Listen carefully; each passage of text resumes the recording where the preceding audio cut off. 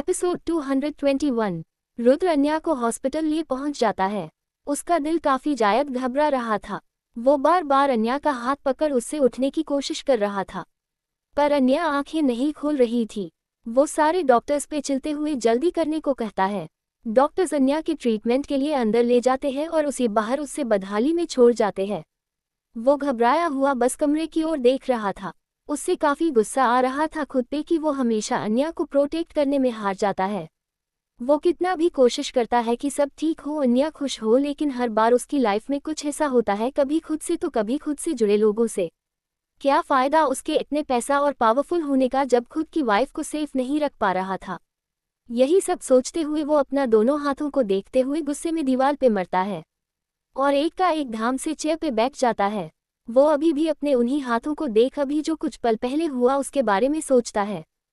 Flashback. Rudra car से जैसे ही पानी की बोतल निकलता है तभी उसके कानों में गोली की आवाज पड़ती है।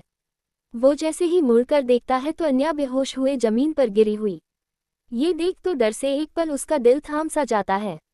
वो अन्या को पुकारते हुए उसके पास जाता है। अन्या के पास ही जियान भी अपने खून से लटपट बाजू को पकड़े बैठा हुआ था। एकटुली दिव्यंका के गोली चलते ही जियान की नज़र उस पर पड़ गई। वो भागता हुआ अन्या के पास आता है और उसके गोली लगने से पहले ही उससे कवर कर साइड करता है, लेकिन इस हादसे में वो लोगों उसकी बाजू में लग जाता है, जिससे अन्या तो बच जाती है, पर इस अचानक हुए हादसे वो कुछ सदमे में बेहोश हो जाती है। अन्या को यूं बेहोश और जियान की हालत देख रुद्र परेशान सा अन्या को अपनी बाहों में लिए उससे उठने की कोशिश करता हुआ कहता है, वाइफी क्या हुआ तुम्हें, उठो वाइफी। रुद्र के लाख पुकार और पानी के चिट्टे पे भी अन्य आंखें नहीं खोलती। ये देख वो घबरा सा जाता है। रुद्र की हालत देख जियान अपने बाजू को पकड़ खुद को संभले कहता है, बॉस हमें मैम को हॉस्पिटल ले जाना चाहिए, जल्द से जल्द। रुद्र जियान की बात पे जल्दी से हाँ में सिर हिलता है और उससे देख फिक्र से कहता है, जियान तुम ठीक हो। जियान दर्द में भी हाँ में सिर हिला देता है। रुद्र ये देख जल्दी से अपने पॉकेट से रुमाल निकल अपने एक आदमी को देते हुए कहता है, जियान के बाजू के बहते खून को कवर अप करो और इससे हॉस्पिटल भी ले चलो, जल्दी। इतना बोल रुद्र जल्दी सा अन्या को गोद में उठाए कार में बैठ जाता है। जियान भी उन्हीं के साथ था। जियान के लिए ये चोट काफी मामूली थी। उसने रुद्र के लिए उसके साथ रहते हुए काफी जख्म लिए थे। ये उसकी ड्यूटी भी थी और अपने बॉस की तरफ अपनी वफादारी। लेकिन अन्या के लिए ये जख्म लेकर जियान आज एक प्राउड था उसकी ड्यूटी पे। वो खुद की चोट से जायद अपनी लेडी बॉस की परवाह थी। वो भी रुद्र के अन्या को हॉस्पिटल लेकर आता है, पर रुद्र उससे खुद का ट्रीटमेंट करने भेज खुद अन्या के साथ जाता है। Flashback and. रुद्र वही चेयर पे बैठा बस अन्या और अपने बच्चे के बारे में सोच रहा था। वो हर बार एक गुड हस्बैंड और गुड फादर बनने हमेशा नाकायम जो रहता था। अगर आज सुबह वो अपनी मीटिंग पे नहीं जाता तो शायद ये सब नहीं होता। वो गिल्ट दर्द लिए बस खुद को ही कोस रहा था कि तभी डॉक्टर बाहर आते हैं। रुद्र उन्हें देख उनके पास आए उम्मीद से देखते हुए कहता है, doctor house my wife. Doctor काफी संजीदगी से रुद्र से कहते हैं, रिलैक्स मिस्टर चौहान, आपकी वाइफी और आपका बेबी दोनों परफेक्टली फाइन है। शायद किसी हादसे का स्ट्रेस और घबराहट में वो बेहोश हो गई थी, लेकिन सब ठीक है। कुछ बाहरी चोट लगी थी जिस पे हमने बैंडेज कर दिया और थोड़े फ्यूचर प्रिकॉशन के लिए हम बस उन्हें आज रात यहीं रुकने का सजेस्ट करेंगे। आई होप उन्हें कुछ टाइम होश भी आ जाए। इतना बोल डॉक्टर एक पल रुक रुद्र की तरफ देख कुछ गहराई से कहते हैं, एंड मिस्टर चौहान, आपकी इस टाइम अपनी वाइफ का बहुत अच्छा से भी जायद ख्याल रखना, क्योंकि फिजिकल से जायद इस वक्त उनके मेंटल और इमोशनल हेल्थी रहना जायद जरूरी है। I hope you understand. Rudra doctor की बात पे हामी भरता है और अन्या को देखने अंदर कमरे में चला जाता है। वार्ड के अंदर अन्या सुकून से बैठ कर लेटी हुई थी। कुछ मशीनें थी उसके आसपास और साथ ही एक ड्रिप भी लगी थी उसके हाथों में। रुद्र अन्या को एक पल देख तो बस देखता ही रहता है। वो स्नो वाइट की वो प्रिंसेस की तरह लग रही थी जिससे अपने प्रिंसेस के आने का इंतजार था। रुद्र चुपचाप अन्या के पास आता है और उसके पास रखे टेबल पर बैठ उससे देखने लगता है। अन्या को यूं देख उसकी आंखें नम हो चुकी थी। उसकी नज़र बार बार अन्या के हाथों में पड़े वो राशियों के निशान, उसके माथे की छोट गालों पे पड़े उंगलियों के निशान पे जाती है। कितना कुछ अन्या को सहना पड़ा, इसका अंदाजा लगता है कि रुद्र खुद पे गुस्सा आने लगा। अगर वो उस जालिमों को कम न काते हुए पहले ही अपना रौद्र रूप दिखा देता, उससे सजा दे देता, तो शायद ही वो अन्या को छूने की हिम्मत करते। रुद्र धीरे अन्या के हाथों को थाम उस पे धीरे से किस करता हुआ कहता है, सॉरी वाइफी, तभी उसकी नज़र उसके टामी पे जाती है। वो प्यारा से अपना दूसरा हाथ उसके पेट पर फिरते हुए कहता है, सॉरी जूनियर चौहान, डैडी को थोड़ी देरी हो गई। उससे आपको और आपकी मम्मा को 1 मिनट के लिए भी छोड़कर नहीं जाना चाहिए था। सॉरी, आप अपने डैडी को माफ़ कर देना। करोगे ना? रुद्र जैसे ही ये कहता है, उस बेबी जो जैसे उसकी बात कान लगाए सुन रहा था, वो झटके से पेट में लात सा मरता, जिससे देख रुद्र दर्द में भी मुस्कुरा देता है। वो आगे बढ़ अपने बच्चे को चूमता है, फिर अन्या के चेहरे के पास आते ही उसके माथे को काफी सिद्धार्थ से चूमता हुआ उसके बालों को सहलते हुए कहता है, सॉरी वाइफी। रुद्र इतना कहता है कि एक थापर सीधा उसके गालों पे लगता है, जिससे रुद्र एक पल को शौक रह जाता है। वो हैरानी से देखता है तो अन्या अपनी आंखें खोल उससे ही घूर रही थी। वो अपने गालों पे हाथ रख जैसे ही हैरानी में कहता है, वाइफी ये क्या? रुद्र इतना ही कहता है कि अन्या दूसरा थप्पड़ झड़ देती है, जिससे रुद्र दोबारा शौक रह जाता है कि अचानक मार क्यों रही है। पर तभी उससे लगता है कि ये सारे हादसे में अन्या उससे नाराज हो गई है। ये सोच रुद्र जैसे अपने दोनों गालों पे हाथ वैसे अन्या को समझने के लिए कुछ कहने की कोशिश करती है कि अन्या उसके सीने पर मरते हुए कहती है, मैं कुछ नहीं सुनूंगी। सुनना आपने। इतना बोल अन्या लगातार उसके सीने पर मरते जा रही थी, जिससे देख रुद्र अन्या को जल्दी से संभलने की कोशिश करते हुए उससे हक कर लेता हुआ कहता है, वाइफी 1 मिनट मेरी बात तो सुनो। रुद्र बोलने की कोशिश करता है पर अन्या उसकी बाहों में छटपटाते हुए उसके सीने पर मारने की कोशिश करते हुए कहती है, नहीं सुनोगी, आपकी तो अब बिल्कुल नहीं सुनोगी। आप बहुत बहुत बुरे हैं। कहाँ चले गए थे मुझे आधी रात को छोड़ के? आपको पता है कितनी परेशान हो गई थी, मन में कितने बुरे बुरे ख्याल आ रहे थे, दिल घबरा रहा था, डर रहा कि एक बार फिर आपने मुझे छोड़ दिया, मुझे बिना बताए चले गए। अन्या अपनी बात कहते कहते कुछ शांत हो जाती है और रोते हुए रुद्र की कॉलर को पकड़ उससे वैसे लिप्ट कहती है, अपने वादा किया था ना आप मेरे फैसले बदलने का इंतजार करेंगे, तो फिर क्यों चले गए थे? आप ना बहुत बुरे हैं, आपको मेरी जरा भी परवाह नहीं है, सच में आप बहुत बुरे हैं। आई हटे यू रुद्र, आई हटे यू। अन्या अपनी बात कहते हुए अपनी पकड़ रुद्र पर यूं कसती जा रही थी। ये देख सुन रुद्र खुद को मुस्कुराए बिना रुक नहीं पाता है। वो अन्या के बालों को सहलते हुए प्यार से कहता है, वाइफी सॉरी, मुझे सच में नहीं पता था कि तुम आधी रात को उठ जाओगी, बस कुछ जरूरी काम था इसलिए जाना पड़ा और तुम्हें सोता देख तुम्हें जगाने का भी मन नहीं किया। सॉरी। अन्या रुद्र की सॉरी सुन भी कोई रिस्पॉन्स नहीं देती, बस यूं रुद्र से चिपके रही थी। ये रुद्र कुछ सोचता हुआ कहता है, वैसे वाइफी अगर तुम कुछ नहीं कह रही हो तो मैं सोचूंगा कि तुमने मुझे माफ किया और मुझे गुस्सा नहीं हो और मेरे साथ। रुद्र इतना बोलते अन्या पे अपनी पकड़ काश्त है तो अन्या झट से उसे दूर होते हुए घूर कर कहती है, खामोशी का मतलब माफी नहीं बल्कि सजा होती है, और आपकी सजा ये है कि मुझे अभी के अभी अपने घर जाना है, अपने फैमिली के पास। रुद्र अन्या की बात सुन उससे प्यार से संभलते हुए कहता है, अच्छा ठीक है, हम चलेंगे पर पहले डॉक्टर से परमिशन मिलने पर मैं तुम्हारे पापा और मम्मी को खबर कर देता हूँ कि तुम ठीक हो अब और साथ ही हम आ रहे हैं। इतना बोलते हुए रुद्र अपने पॉकेट से फोन निकल नंबर डायल करने की वाला होता है कि अन्या उसका फोन छीन कहती है, मैंने कहा मुझे अपने घर जाना है, आपने सुनना नहीं, अपने घर, मेरे घर। अगर आपको अपने ससुराल में रहने का मन है तो आप शौक से रहे पर मैं अपने घर जाऊंगी। इतना बोल अन्या एटीट्यूड में अपना मुंह फेर लेती है तो रुद्र उसकी बात सुन एक पल को भूत बना उससे देखते ही रह जाता है। क्या जो उसने सुना वो सच है? अन्या फाइनली उसके साथ लौटने की तैयार है या उसके कान बज रहे हैं? वो खुशी के भाव लिए अन्या के बाजू को पकड़ उससे जैसे कॉन्फर्म करते हुए कहता है, वाइफी क्या तुम सच वापस मेरे साथ चलना चाहती हो चौहान मैंशन? अन्या उसकी बात सुन उसकी आंखों में देखती है, जहां इस खुशी की बेताबी साफ झलक रही थी। इसलिए अन्या उससे तंग करते हुए थोड़ा भाव खाते हुए इधर उधर देखते हुए कहती है, किसने कहा मैं आपके साथ जाऊंगी? मैंने कहा मुझे बस अपने घर जाना है, आप तो अपने ससुराल जाने वाले थे न, तो क्या हुआ उस प्लान का? रुद्र अन्या की गोल गोल बातों को समझ जाता है और खुशी से भर अन्या को टाइट हक करते हुए कहता है, thank you wifey, thank you so much, वापस लौटने के लिए मैं बहुत खुश हूँ, थैंक यू। अन्या जताना तो नहीं चाहती थी रुद्र के सामने पर वो भी उसके बाहों में सुकून से मुस्कुरा रही थी उसकी खुशी देखकर। दोनों कुछ पल यूं ही हक कर एक दूसरे के साथ सुकून के पल जीते हैं। कुछ टाइम में डॉक्टर से रुद्र को पता चला जियान भी बिल्कुल ठीक है और उसकी गोली निकल दी गई और कुछ टाइम रेस्ट करने का कहा, जिससे सुन रुद्र के साथ अन्या भी खुश होते हैं। अन्या तो जियान से मिलने भी जाने की जिद करती है, जिसके बाद रुद्र उससे ले जाता है। अन्या जियान से उसका हाल चाल पूछ उससे थैंक यू करती है, जहां जियान उसने अपनी ड्यूटी बोल देता है। अन्या जियान के लिए अपने हाथों से फ्रूट कट करती है और उससे देती है। जियान को आज पहली बार एक फैमिली वाली केयर काफ़ी अच्छी लगती है। कुछ पालों में वो इमोशनल भी होता है, पर किसी को शो नहीं करता। वो काफ़ी टाफट ट्रेनिंग के तहत जैसे इमोशनल लेस आईना बन चुका था। कुछ वक्त में अन्य भी अपने वार्ड में जाती है, जहाँ रुद्र उससे खाना खिला देता है। फिर फ्रेश न अप होने के लिए वो वॉशरूम में जाती है कि तभी रुद्र का फ़ोन बजाता है, जिससे देख रुद्र थोड़ा गुस्से में फ़ोन उठता है। उधर से आवाज़ आती है, बॉस ऑल अंडर कंट्रोल।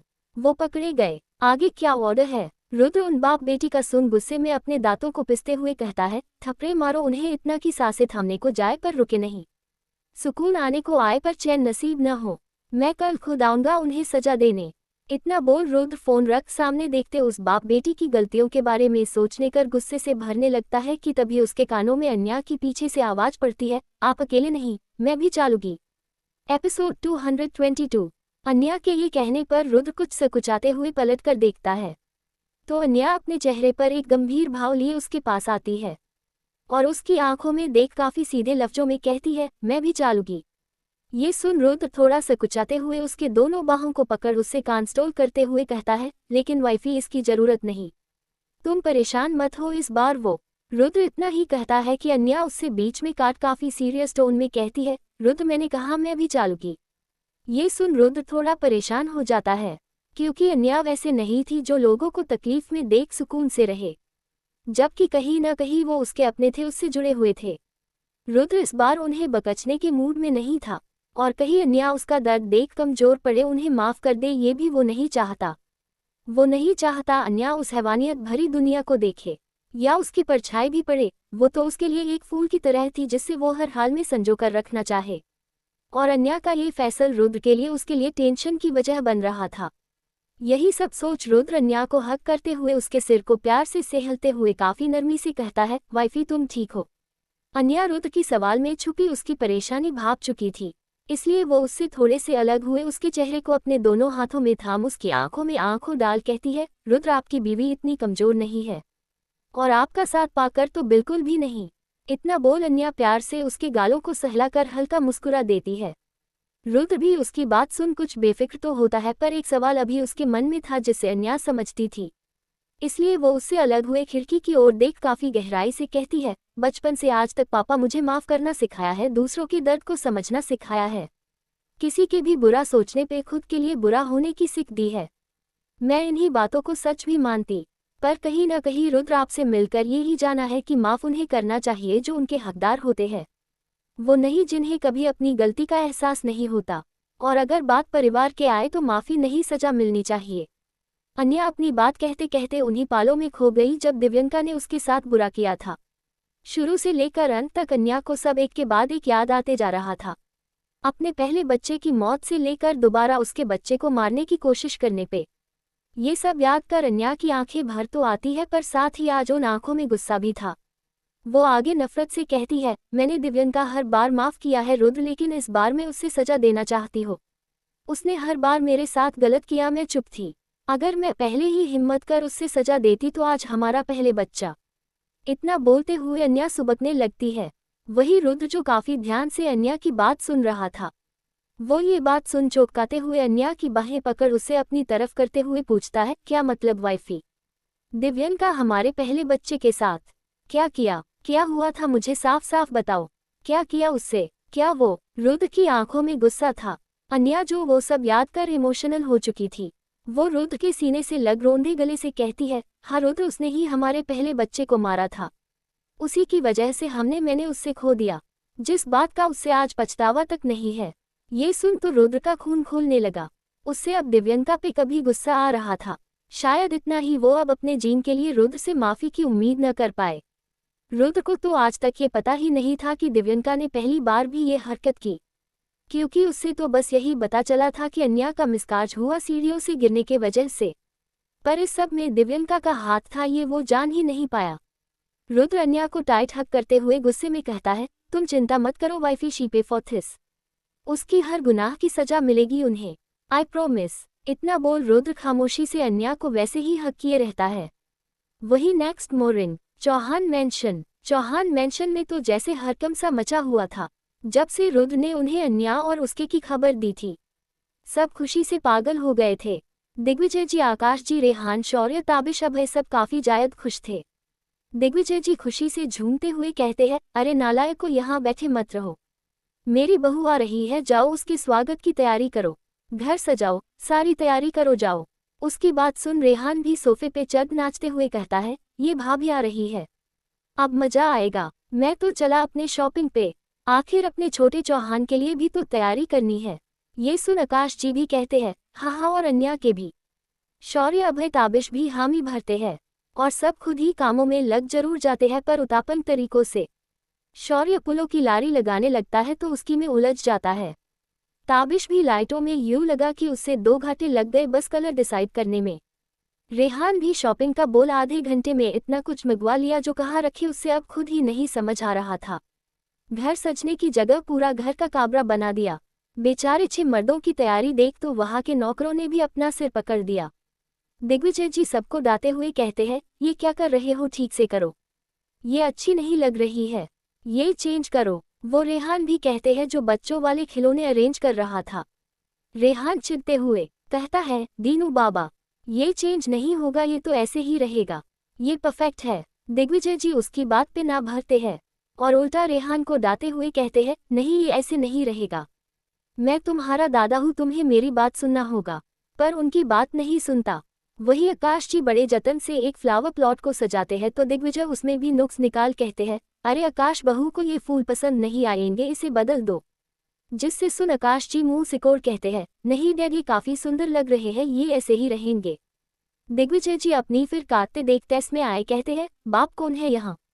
आकाश जी अपना जवाब देते कि रेहान पीछे से आते हुए कहता है, डैड।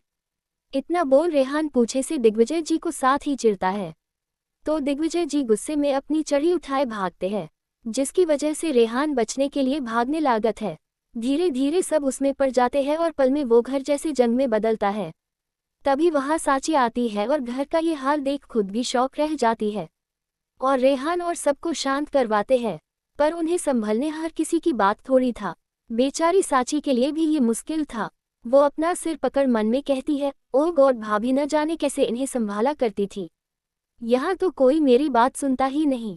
वही दूसरी तरफ एक जंगल जैसा इलाका था जिसके आसपास काफी घने पेड़ थे। उसी के बीच की लकड़ी की बिल्डिंग थी। उसकी बिल्डिंग के पीछे एक छोटा सा तलाश था जो कीचड़ से भर पड़ा था और इस तालाब के ठीक ऊपर दिव्यंका बंधी हुई लटकी थी। रुद्र के ऑर्डर के अनुसार उसके आदमियों ने दिव्यंका को इतना थापर मारा कि वो अधमरी जैसी हो गई। उसके पूरे गाल सूज गए। वो बेहोश होती कि उसके आदमी उस पे बर्फ से भी जायक ठंडा पानी उड़ेल उससे फिर से होश में लाते और थप्पड़ों की बारिश शुरू करते हैं। उसकी हालत ऐसी हो गई कि वो कुछ बोल भी नहीं पा रही थी और इस वक्त तालाब के ऊपर लटकी हुई थी। दिव्यंका को जब होश आता है तो खुद को ऐसी हालत में देख दंग रह जाती है।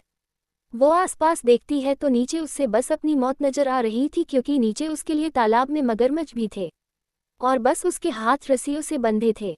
ये देख वो घबरा जाती है और रोने लगती है और अपनी हेल्प के लिए चीखने लगती है, पर अब उसकी सुनने वाला वहां थोड़ी ही कोई था। तभी उसके कानों में आवाज पड़ती है, कैसा लगा सरप्राइज मिस राठी। ये सुन दिव्यंका उस ओर देखती है तो वहां बिल्डिंग के बालकनी से रुद्र उससे गुस्से में देख रहा था। दिव्यंका उससे देख थोड़ी डर जाती है और नीचे अपने मौत का स्वर सुन वो घबराते हुए रोते हुए कहती है, मिस्टर चौहान, मेरी हेल्प करे, मैं अपनी सारी गलती की माफी मांगती हूँ, प्लीज मुझे यहाँ से निकलने, प्लीज। ये सुन रुद्र हल्का मुस्कुरा कर कहता है, सॉरी मिस राठी, अफसोस ये मेरे हाथ में नहीं है और जिसके हाथ में वो शायद ही इस जन्म में तुम्हें माफ करे, इसलिए बेस्ट ऑफ लक। इतना बोल रुद्र जानने लगता है तो दिव्यंका डर से उससे चीखने लगती है कि तभी उसकी राशि अचानक ही हल्की नीचे बढ़ने लगती है। ये देख दिव्यंका हद से जायद डर जाती है। तभी दिव्यंका रोते हुए अपनी जान की भीख मांगती है तो वही ये सब तमाशा शैलेश राठी भी एक कमरे में देख रहे थे। वो भी बंधे हुए थे और अपनी बेटी को ऐसे देख तड़प रहे थे। रुद्र कमरे की आता है तो चेयर पर बैठ अन्या दोनों बाप बेटी को तड़पते हुए देख रहे थे। अन्या के हाथ में रिमोट थी जिससे वो दिव्यंका की राशि को कभी ऊपर करती तो कभी नीचे।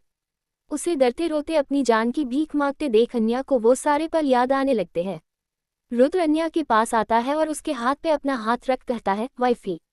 अन्या रुद्र की तरफ देखती है, फिर एक बार अपनी आंखें बंद कर लेती है। रुद्र बिल्कुल नहीं चाहता था अन्या ये सब देख या महसूस करते, पर अन्या इस बार माफ करने का इरादा नहीं रखती थी। दिव्यंका की चीखें काफी हद तक वहां गुजाने लगी, फिर डर से बेहोश हो गई। कुछ पल में जब उसे होश आया तब अन्या बिल्कुल उसके सामने खड़ी थी। अन्या को देख दिव्यंका आज पहली बार डर रही थी। उसके आंखों का गुस्सा और आग दिव्यंका को आज खुद की मौत में दिख रहा था। दिव्यंका इतना डर जाती है कि कुछ कह ही नहीं पाती। अन्या उसके करीब आती है और उसके प्यार से उसके गालों को छूटते हुए कहती है, कैसी हो दिव्यंका? मुझे जिंदा देखकर, सही सलामत देखकर। दिव्यंका अन्या की बात सुनकर भी कुछ नहीं कह पाती। वो बस सहमे हुए अन्या को देखती है, क्योंकि आज उसके रूप में कुछ अलग था। वो भोली भाली अन्या नहीं लग रही थी, बल्कि सबसे खतरनाक लग रही थी। कमरे में सिर्फ दिव्यंका और अन्य थे। अन्या उससे यूं सहमा देख एक टॉवल से उसके माथे पसीना पूछते हुए एक टेढ़ी मुस्कान के साथ कहती है, वक्त का खेल देखो दिव्यंका, जहां कल मैं थी आज तुम हो, पर मैं तुम नहीं हूँ। दिव्यंका उसकी हरकत और बातों से सहमे हुए दर्द से कराह काफी मुश्किल से कहती है, अन्या। वो आगे कुछ कहती उससे पहले ही अन्या उसके होठों पर उंगली रख उसे चुप करवाते हुए कहती है, शुश, कुछ मत करो, क्योंकि आज सिर्फ मैं कहूंगी। पता है तुम्हारी चीखें सुन सुनकर मुझे बहुत मजा आया, पर डोंट वरी, मैं तुम्हें वो आसान मौत थोड़ी ही दूंगी। मैंने तुम्हारे बारे में कुछ सोचा है। इतना बोल अन्या घूमते हुए उस कमरे की चारों तरफ देखते हुए कहती है, ये घर देख रही हो, ये घर आज तुम्हारी चिंता बनने वाली है। ये सुन तो दिव्यंका अपने उड़े होश से अन्या को देखती है। उससे ऐसे शब्दों की उम्मीद अन्या ने तो बिल्कुल नहीं था कि अन्या उसने मरने की प्लानिंग करेगी। वो हैरान नजरों से देखती है, तुम मुझे नहीं मर सकती, तुम ऐसा नहीं कर सकती, तुम ऐसी नहीं हो। ये अल्फाज भी दिव्यंका के मुंह से मुश्किल से निकले थे। अन्या उसकी बात सुन उसके मुंह के सामने झुकती हुई उसकी आंखों में आंखें डाल कहती है, सही कहा, मैं ऐसी नहीं हूँ अन्या वर्मा, ऐसी बिल्कुल नहीं। पर अन्या रुद्र राय चौहान तुम मिली कहा हो, वो बिल्कुल ऐसी है, और एक माँ उससे भी जायद है। तुम्हें पता मैंने तुम्हारे सजा क्यों चुनी? क्योंकि मैं चाहती हूँ तुम अपने सारे गुनाहों की सजा इसी जन्म में भुगत के जाओ, ताकि तुम अपनी नई लाइफ सुकून से जी पाओ। इसलिए all the best my dear sister and happy journey hell to heaven. इतना बोलते हुए अन्या अपने कदम पीछे लेने लगती है तो दिव्यंका नहीं में सिर हिलाते हुए हैरान नजरों से देखती है। अन्या जब तक दरवाजे के पास आती है आग दोनों तरफ लगने लगता है। अन्या एक प्यारी स्माइल दिए दिव्यंका से अपना मुंह मोड़ लेती है। दिव्यंका पीछे चीखते रहती है, पर अफसोस कोई फायदा नहीं। कमरे में चारों तरफ आग फैल जाता है। दिव्यंका ये सब देख जैसे अपने डर से मर चुकी हो। अब तो चीखने चिल्लाने की भी हिम्मत नहीं थी। वही दिव्यंका के ऐसा कर अन्या को भी कोई सुकून नहीं था। उसके भी आंखों में आंसू था। रुद्र उससे लिए वहां से निकल चुका था। अन्या उसके कंधे पर सिर बस यूं ही बैठी थी। रुद्र अन्या की हालत अच्छी समझ रहा था। वो ऐसी नहीं है, लोगों को तड़पते और मुसीबत में छोड़ के आना उसकी आदत नहीं है, लेकिन वो अपने साथ हुए उस सब को भुला नहीं सकती। इसलिए रुद्र बस खामोशी से उसका साथ दिए बस उससे टाइट होल्ड कर लेता है। कार अब अपने मंजिल के लिए निकल चुकी थी, जहां अब उन्हें अपनी जिंदगी की नई शुरुआत करनी थी। एपिसोड 223। रुद्र की कार चौहान मैंशन में एंटर होती है। अन्या उस घर को देख अन्या के मन की एक अलग ही सुकून सा होता है। चाहे वो कितने भी दिन अपनी मम्मी पापा के घर रही, वो घर जहां उसका बचपन गुजरा है, जहां उससे हमेशा सुकून सा मिलता था, लेकिन अब अन्या वो घर में कुछ खाली सा महसूस होता है, क्योंकि उसका दिल अब चौहान मैंशन में वो बस चुका था। अन्या कार की खिड़की से उस घर को देख उसकी आंखें खुशी से कुछ नम सी हो जाती है। वो उस देख कहती है, हमारा घर बेबी। रुद्र भी अन्या को ही देख रहा था कि तभी उसके फोन पे एक मैसेज आता है, जिसके आवाज से अन्या भी उसकी तरफ देखती है। रुद्र उस मैसेज को पढ़ अन्या की तरफ देखता है। वो भी अपनी क्यूरियस निगाहों से उससे ही देख रही थी। ये देख रुद्र अपना फोन उसकी तरफ कर देता है। दरअसल ये मैसेज रुद्र के आदमियों का था। अन्या का दिव्यंका यूं तड़पते छोड़ना बिल्कुल पसंद नहीं था, पर वो उससे माफ नहीं करना चाहती थी। इसलिए उसने रुद्र से रिक्वेस्ट कर दिव्यंका और शैलेश राठी को यहाँ से दूर भेजवा दिया था, बिल्कुल अलग अलग ऐसी जगह जहाँ अब शायद वो कभी उनकी जिंदगी में न लौट पाए, जहाँ उन्हें सजा भी मिले और मौका भी। दिव्यंका की हालत ऐसी हो चुकी कि वो खुद को भूल चुकी थी, तो बाकी क्या ही याद रखे। और रुद्र ने इस बात का खास ध्यान रखा था कि वो उनकी जिंदगी में लौट न पाए। ऐसी जगह जहां गुलामियों से भी बदतर जिंदगी मिले उन्हें, जहां न दौलत काम आए न ही शोहरत। अन्या उस मैसेज को पढ़ एक सुकून से मुस्कुराकर रुद्र के हाथ में हाथ डाल कहती है, थैंक यू मेरी बात मानने के लिए। रुद्र अन्या की बात सुन अपने दोनों आईब्रो उचकाकर उससे एक विनिंग लुक देता है। जिससे देख अन्या प्यार से उसके गाल पे चपत लगाते हुए बाहर निकलने लगती है तो रुद्र उससे रुक देता है और खुद कार से बाहर निकल जाता है। अन्या की तरफ आते हुए उसका कार का दरवाजा खोलता है और अपना हाथ अन्या की तरफ बढ़ा देता है। ये देख अन्या उससे देख मुस्कुराती है, फिर उसके हाथ को देखती है। ये हाथ अन्या ने भले ही काफी वक्त पहले थामा था, लेकिन मायने अब उसकी जिंदगी में है इस पल के। उससे ये भी याद आता है कि रुद्र ने उससे शादी कर एयरपोर्ट पर अकेले छोड़ दिया था। तब उसने इस घर में अपने कदम अकेले रखे थे और आज उस कदम में रुद्र का साथ मिल रहा है उससे याद कर वो थोड़ी भावुक हुए उससे देखती है और अपना हाथ बड़ा काश कर उसका हाथ थाम लेती है और दूसरा हाथ अपने टामी पर रख आराम से कार से निकलती है। रुद्र उससे अच्छे से पीछे से होल्ड करते हुए उससे अपने साथ अंदर ले जाता है। अन्या जैसे ही चौखट के पास खड़ी होती है तो उस और रुद्र पे फूलों की बारिश शुरू हो जाती है। ये देख अन्या पहले तो अचंभे में देखती है। फूलों की लगातार गिरती पंखुड़ी उसके छूते हुए गिरने लगती है, जिससे देख अन्या के चेहरे पर एक बड़ी सी स्माइल सी आ जाती है। अन्या और रुद्र इस पल को एंजॉय ही कर रहे होते हैं कि तभी जोर जोर से डोज नगरों की आवाज आने लगते हैं। अन्या रुद्र अंदर देखते हैं तो ढोल के साथ नचाते हुए दिग्विजय जी और रेहान का साथ देता शौर्य। वो तीनों अपनी मस्ती में खुशी में झूमते हुए आते हैं। अन्या उन्हें यूं खुश देख खुशी से भर जाती है, लेकिन वही रुद्र अपने कोल्ड एक्सप्रेशन से उन्हें देख रहा था। उसे ऐसी उम्मीद नहीं थी स्वागत की। रुद्र डोल के शोर से इरिटेट होते हुए उन्हें बंद करवाता हुआ कहता है, बंद करो इससे। दादाजी, रेहान, शौर्य, ये आप तीनों को क्या हो गया है? क्या कर रहे हैं ये?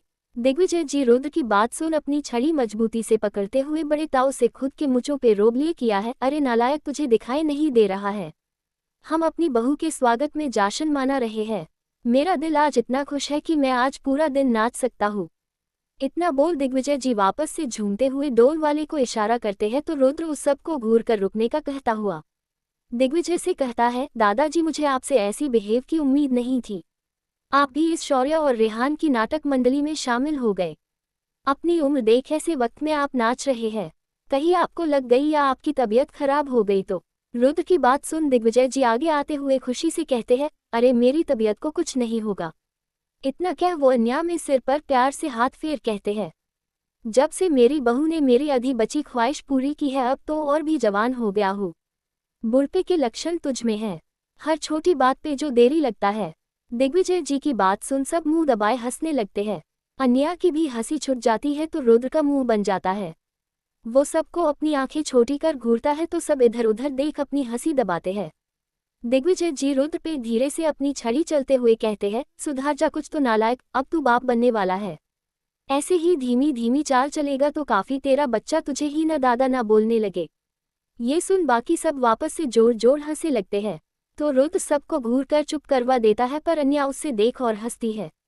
ये देख रुद्र चिढ़ता हुआ कहता है, बहुत हुआ दादाजी, अगर मैं इतना ही स्लो होता तो आपको अपने पर पोते की शक्ल देखने के लिए अगले जन्म तक का इंतजार करना पड़। ये सुन अन्या दंग रह जाती है और जल्दी से अपनी कोहनी रुद्र के पेट में मरते हुए उससे चुप करवाते हुए उससे अपनी आंख दिखाती है। रुद्र तो चुप हो जाता है पर उससे अपनी बातों का रिग्रेट नहीं होता। वो बेफिक्र एक्सप्रेशन के वहाँ वैसे ही खड़ा रहता है। ये देख अन्या को जैसे अपन सिर पीटने का मान करता है।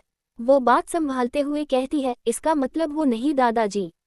वो अन्या आगे कुछ कह पाती कि रेहान बीच में टिपटिकते हुए शरारत से कहता है, अरे भाभी, आपको एक्सप्लेन करने की जरूरत नहीं। फिर सबकी तरफ देख काफी शरारत से अपनी बातों को खींच कहता है, हमें सब पता है कि भाई कितने ने फास्ट है और कहाँ फास्ट है। रेहान की बात सुन सब हंसने लगते हैं तो अन्या शर्म से जैसे अपना मुंह छुपाने पे हो जाती है। रुद्र रेहान की बात का जवाब कुछ देता उससे पहले अन्या उससे रोक देती है। दिग्विजय जी सबकी हंसी ठिठोली को शांत करते हुए कहते हैं, सब चुप हो जाओ। कोई मेरी बहू तंग नहीं करेगा और जितना हो सके उससे जायद ख्याल रखेगा। और खास तुम रुद्र, मेरी बहू को तंग किया या अब इसके आंखों में आंसू आए तो तुम्हारी खैर नहीं। दिग्विजय जी रुद्र को अपनी वेरिंग के साथ अपना सही अस्त्र दिखाते हैं, जिससे देख रुद्र कुछ न कह बस अपना सिर हिला देता है। दिग्विजय जी अपने पॉकेट से एक नोटों की बंडल निकाल के सिर पर फिकरते हैं और उससे एक साइड में खड़े नौकर को देते हुए दान में देने का कहते हैं। तभी रेहान भी आगे आता है और दिग्विजय जी एक्टिंग करते हुए जिम की डबल्स उठता है। ये देख अन्या थोड़ा डर जाती है उसकी हरकतों पे। रुद्र भी अपने हाथों से अन्या को कवर किए सीरियस एक्सप्रेशन के साथ कहते हैं, रेहान ये क्या कर रहे हो? रेहान उस डबल्स को देख कहता है, नजर उतर रहा हूँ भाई। ये सुन सब हैरान कंफ्यूज निगाहों से देखते हैं तो रेहान आगे हंसते हुए कहता है, वो क्या है ना, मैंने सोचा वो दीनू बाबा के नोटों में वो दम नहीं जो मेरी भाभी और मेरे छोटू टाइगर को प्रोटेक्ट करे, तो सोचा जिसमें दम है उससे से नजर उतर दो। क्या बोलते हो? रेहान का एक्सप्लेनेशन सब एक दूसरे की शकल देखते और सोचते हैं कि रेहान की बातों पे वो कैसे रिएक्ट, हंसते या उससे पागल कहे। रेहान भी उस डबल को नौकर के हाथ में देता है तो बेचार पे नौकर एक ही बार में नीचे गिर जाता है, जिससे देख रेहान प्राउडली कहता है, देखा कितना दम है इसमें। फिर अन्या की तरफ देख अपनी बाहें फैलाए कहता है, भाभी आई मिस। रेहान इतना ही कहता है कि रुद्र अन्या को अपनी बाहों को खींचते हुए रेहान के माथे पर अपनी एक उंगली पॉइंट कर उससे धक्का देते हुए कहता है, रेहान दूर से, तुम्हें दिख नहीं रहा है अपनी भाभी की हालत? ये सुन तो रेहान अपना मुंह लटका लेता है। अन्या को ये देख रुद्र से खुद को छुड़ा पाती कि उससे पहले ही रुद्र अन्या को थामे कहता है, अब हमें अंदर चलना चाहिए, ज्यादा देर तुम्हारा खड़ा रहना ठीक नहीं। इतना बोल वो जैसे आगे बढ़ता है कि आकाश जी आगे बढ़ उससे रोकते हुए कहते हैं, एक मिनट रुद्र, तुम अभी अंदर नहीं आ सकते। एपिसोड 224। आकाश जी के रोकने पे अन्या रुद्र एक दूसरे को देख कंफ्यूज निगाहों से आकाश जी को देखते हैं।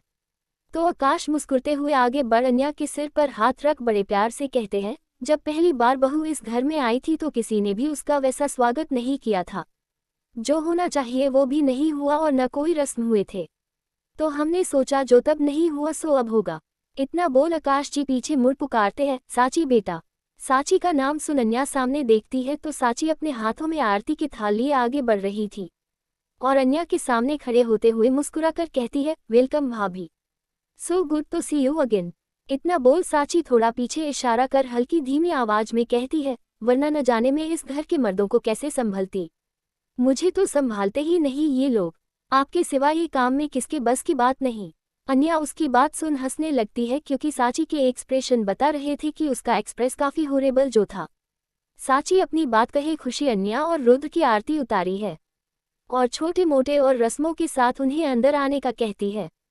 रुद्र अन्या का हाथ थामे घर के अंदर कदम रखता है। अन्या अंदर आते ही चारों तरफ की सजावट और रौनक देख मुस्कुराते हुए कहती है, वाह कितना प्यारा है सब। अन्या की तारीफ सुन रेहान जल्दी से आगे बढ़ कहता है, भाभी आपको पसंद आया? अन्या अपनी पलकें झपकते हुए हाँ में इशारा करती है तो रेहान टशन से अपने बालों में हाथ फेर कहता है, कोष्टक योजक चिन्ह, ये सारा कमल आपके प्यारे देवर का है। रेहान इतना ही कहता है कि शौर्य पीछे से उसके सिर पर एक चपत लगाते हुए कहता है, प्यारे या बेवकूफ।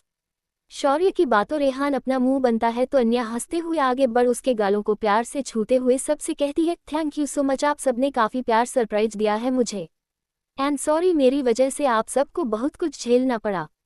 अन्या की बात सुन आकाश जी कहते हैं, सॉरी बोलने की जरूरत नहीं बेटा, हम सब जानते हैं तुमने काफी कुछ अकेले ही फेस किया, उसके सामने तो हमने कुछ भी नहीं किया, इसलिए बीती बातों को भूल जाओ और एक नई शुरुआत करो अपनी जिंदगी में। आकाश जी की बात सुन अन्या नम भरी आंखों में मुस्कुरा देती है।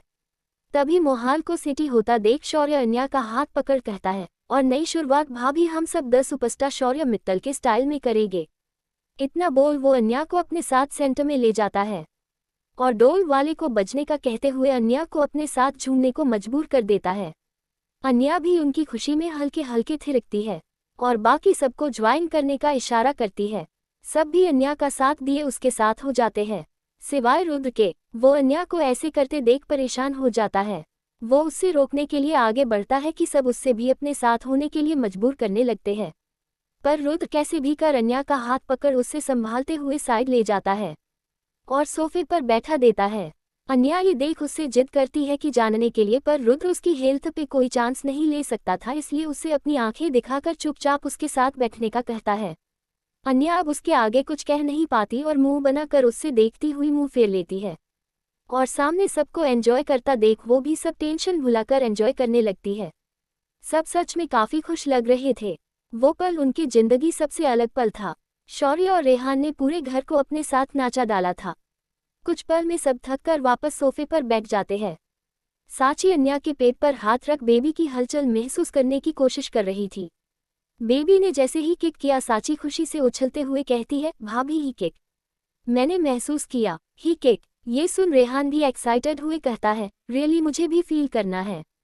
इतना बोल रेहान जैसे ही काफी एक्साइटेड हुए अन्या के पास आता है और अपना सिर पेट के पास झुकता है कि रुद्र अपनी एक उंगली से रेहान के सिर पर पॉइंट कर उससे पीछे हल्का धक्का देखा हुआ उसके सिर पर एक फीलिंग देता है, जिससे रेहान दर्द से करहाते हुए अपना सिर सहला कर कहता है, ओह भाई क्या कर रहे हो, दर्द हो रहा है। रुद्र उसकी बात सुन काफी बेपरवाही से कहता है, हाँ उसके लिए तो मारा।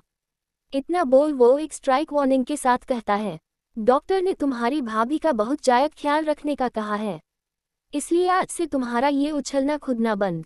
ये सुन रेहान मुंह बनते हुए कहता है, भाई मैं प्रेग्नेंट थोड़ी हूँ जो आप मुझे हिदायत दे रहे हैं।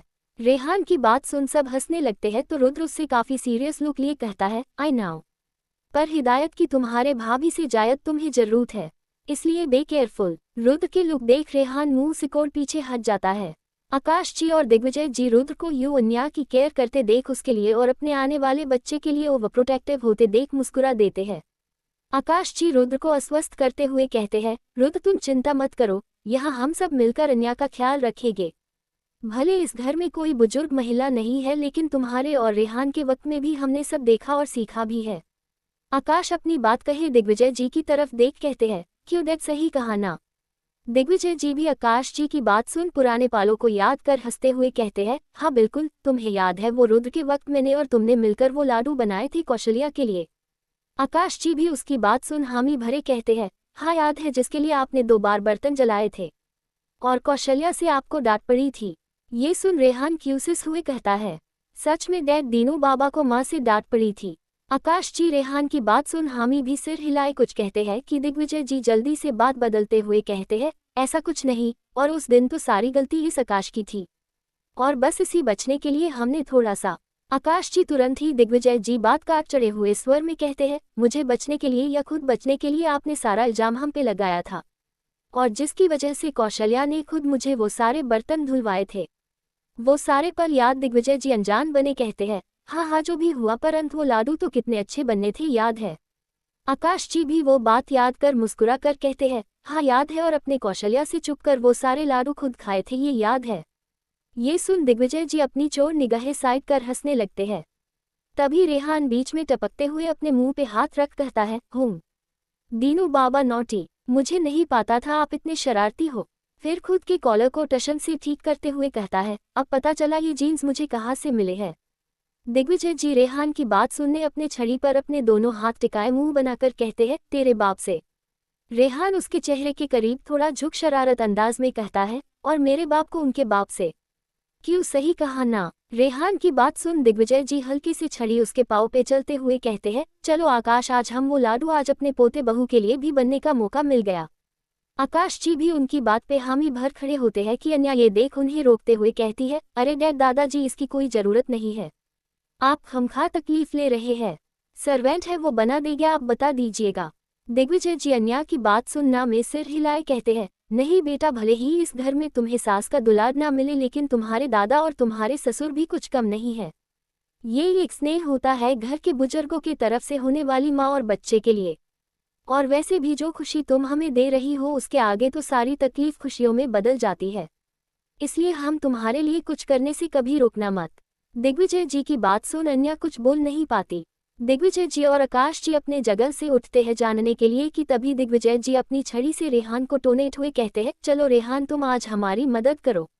ये सुन रेहान एक कंफ्यूज और शॉकन एक्सप्रेशन दिए खुद पे उंगली पॉइंट करते हुए कहता है, दादाजी मैं मदद, वो भी किचन में। दिग्विजय जी हाँ में सिर हिलाते हुए कहते हैं, और नहीं तो क्या, नालायक बनने बैठने से अच्छा है आज कुछ सीख जाओ।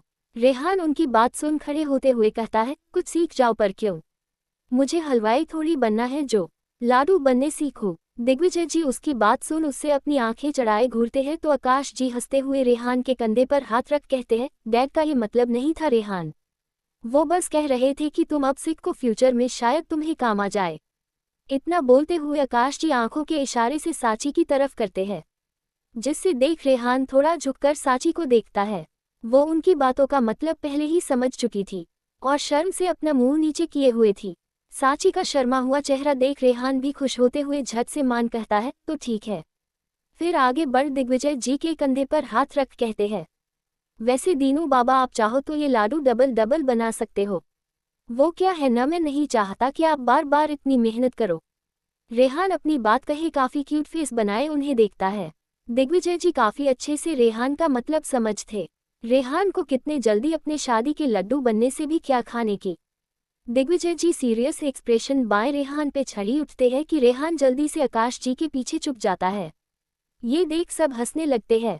वो तीनों बढ़ते ही है कि अभय भी खड़े होते हुए कहता है, चले मैं भी आज आप तीनों की मदद करता हूँ। इतना बोल अभय आगे बढ़ता कि दिग्विजय जी उससे रोकते हुए कहते हैं, नहीं इसकी कोई जरूरत नहीं है। पहले इस लाडू को बनने की वजह तो खोज लो तुम दोनों। सच में मेरे कहने को 5-5 पोते हैं लेकिन सब एक से बढ़ नालायक है। एक की शादी के लिए मानते मानते मेरी आधी उम्र निकल गई और दूसरा तो बिन बोले सारी प्लानिंग पहले ही कर बैठा था। और बचे तुम तीनों। ताबिश की तो अभी पढ़ाई चल रही है तो उसमें वक्त है। लेकिन तुम दोनों का क्या, आज तक कोई गर्लफ्रेंड तक नहीं बनिया। ये सुन शौर्य तपाक से कहता है, अरे दादी जी ऐसा मत बोलो, मेरी लिस्ट तो आपके पास ऑलरेडी है। ये सुन दिग्विजय जी शौर्य को घूरते हुए कहते हैं, हाँ वो कटी चाटी लिस्ट जिसमें कौन क्या कैसे है कुछ पता नहीं। उनमें से कोई भी तुम्हारे लायक नहीं, कोई 5 की तो कोई एक दिन मेहमान बनी फिरती है। ये बिल्कुल नहीं चलेगा। अब तुम दोनों भी अपने लिए कोई ढूंढना होगा वरना मैं खुद तुम्हारी शादी किसी से भी करवा दूंगा। याद रखना। इतना बोल दिग्विजय जी अपने छड़ी घुमाए वहां से चले जाते हैं। आकाश जी उनके पीछे जाते हैं तो जाते जाते रेहान ताबिश का कॉलर पकड़ उसे अपने साथ ले जाते हुए कहता है, चल भाई लाडू बनते हैं। शादी के लड्डू का तो पता नहीं कब मेरी किस्मत में आएगा तो तब तक इसी लाडू से कम चला लेते हैं। तवीश अपने कॉलर छुड़ाते हुए कहता है, रेहान मेरे वक्त नहीं आया है इस लाडू को बनने का, छोड़ मुझे। रेहान हंसते हुए कहता है, तू भूल रहा है तेरा वक्त आया था पर तू लाडू बनने की जगह माए बेबी ओह बेबी आह बेबी बना खुद बेबी क्रैम्प में जो था। ये सुन तविश गुस्से में रेहान को मारने दो रात है। वही सबके जानने के बाद शौर्य अपना सिर खुजलते हुए कहता है, यार ऐसा क्यों लग रहा था। ये सेम डायलॉग धमकी हमने पहले भी कहीं सुनना है पर खुद के लिए नहीं। शौर्य की बात सुन अभय एक नज़र उससे देखता है फिर अचानक ही तीनों अन्य अभय शौर्य एक साथ रुद्र को देखते हैं। रुद्र काफी बेपरवाही से वही बैठा था, पर जितना बेपरवाह वो बाहर से उतने ही गहराए अपने मन में लिए कुछ सोच रहा था। एपिसोड 225 रुद्र और अन्या का कमरा। काफी देर सबके साथ बाहर बैठने के बाद रुद्र अन्या को उनके कमरे में ले जाता है। अपने कमरे को देख अन्या की जैसी थकान सब कुछ ही मिनटों में मिट सी जाती है। इस कमरे से उसकी और रुद्र की बहुत सारी यादें जो जुड़ी थी। वो सुकून से अपने पेट पर हाथ रख चारों तरफ देख रही थी कि तभी रुद्र पीछे से आते हुए अन्या को अपनी बाहों में भर उसके कंधे पे अपना सिर टिकाए उसके गालों को चूमते हुए कहता है, क्या देख रही हो वाइफी। अन्या उसकी बात सुन मुस्कुरा रुद्र के हाथों में अपने हाथों को मजबूती से जकड़े कहती है, अपने सपने को देख रही हूँ। बीते कुछ वक्त में इतना कुछ हो गया है कि आपका साथ ये कमरा परिवार की खुशी सब एक सपने जैसा लग रहा है। रुद्र अन्या की बात सुन अपनी आंखें बंद कर अन्या को महसूस करते हुए कहता है, हम आई एम सॉरी वाइफी बीते दिनों के लिए और थैंक यू आने वाले पालों के लिए। तुम्हारे बिना अब मैं खुद को इमेजिन भी नहीं कर सकता। मैंने और हमारे कमरे ने तुम्हें बहुत मिस किया। I miss you. Anya Rudra की बात पे अपना हाथ उठता उसके गालों को छूते हुए खुद भी अपने आंखें बंद कर लेते हुए कहती है, I miss you too Rudra. दोनों कुछ वक्त यूं ही एक दूसरे के आगोश में डूबे रहते हैं। कमरे में सिर्फ खामोशी में उसकी धकनों की आवाज और उसकी सांसों की खुशबू थी। तभी अन्या के मुंह से आह की आवाज निकलती है, जिससे सुन रुद्र अपनी आंखें खोल देखता है तो अन्या अपने पेट पर हाथ रख मुस्कुरा रही थी। ये देख रुद्र भी अपना सिर से हलत हुए मुस्कुरा देता है। फिर अन्या को बेड के पास ले जाता है तो अन्या उससे देख हंसते हुए कहती है, देख रहे हैं इसकी शैतानी जड़ा सा इग्नो क्या किया, कितनी जोर से उछल कूद करने लगा, जैसे कह रहा हो कि मम्मा डैड आप मुझे भूल नहीं सकते, मैं भी हूँ। इतना बोल अन्या अपने पेट पर हाथ रखते हुए मुस्कुरा देती है। रुद्र अन्या की बात सुन वो भी उसके पेट पर हाथ रख काफी प्राउड से कहता है, हम आखिर बेटा किसका। अन्या उसकी बात तुरंत काट एटीट्यूड से कहती है, मेरा। ये सुन रुद्र अपनी आईब्रो उचकते हुए कहता है, अच्छा सिर्फ तुम्हारा। अन्या झट से हाँ में सिर हिलाते हुए कहती है, हाँ बस मेरा बेटा मेरा है। फिर थोड़ा मुंह बनते हुए कहती है, लेकिन हरकतें अदाते और गुस्सा सब कुछ डैडी वाले हैं इसके, जरा सा इग्नोर करो तो डैडी जैसे मुंह फूला लेता है और मुझे तंग करता है और हमेशा सबके अटेंशन में रहना चाहता है। और जिद्दी अन्या अपने सिर पर हाथ रख ही काह भरते हुए कहती है, हाय पूछो मत बिल्कुल आपे गया है। ये बात सुन रुद्र अपनी आंखें छोटी करते हुए कहता है, मुझ पे अन्या झट से पलके झपकते हुए हाँ में सिर हिलाती है। तो रुद्र भी अन्या का साथ दिए हल्के अफसोस में कहता है, हाँ आप कह रही हो तो मुझ पे गया होगा। वैसे भी आधी आधी रातों को आइसक्रीम की जिद में ही मचाता हूँ और छोटी बात बात पे गुस्सा भी करता हूँ। सुबह भी नहीं उठता हूँ और वो रात रात को साहिल के साथ फाइटिंग और एक्शन वाली मूवी भी मैं देखता हूँ और बाद में खुद ही लड़ता भी हूँ। उसके बाद अपनी मम्मी से चुपके जो नुक्कड़ चाट गोलगप्पे की खाने की जिद भी मैं करता हूँ। अपनी बात कहे रुद्र अन्या की तरफ देख कहता है ना। अन्या का तो उसकी बात सुन मुंह बन जाता है। वो बातों को बदलते हुए कहती है, हाँ वो सब अलग बात है। आफ्टर ऑल मैं प्रेग्नेंट हूँ और ये बेबी रुद्र राय चौहान का है।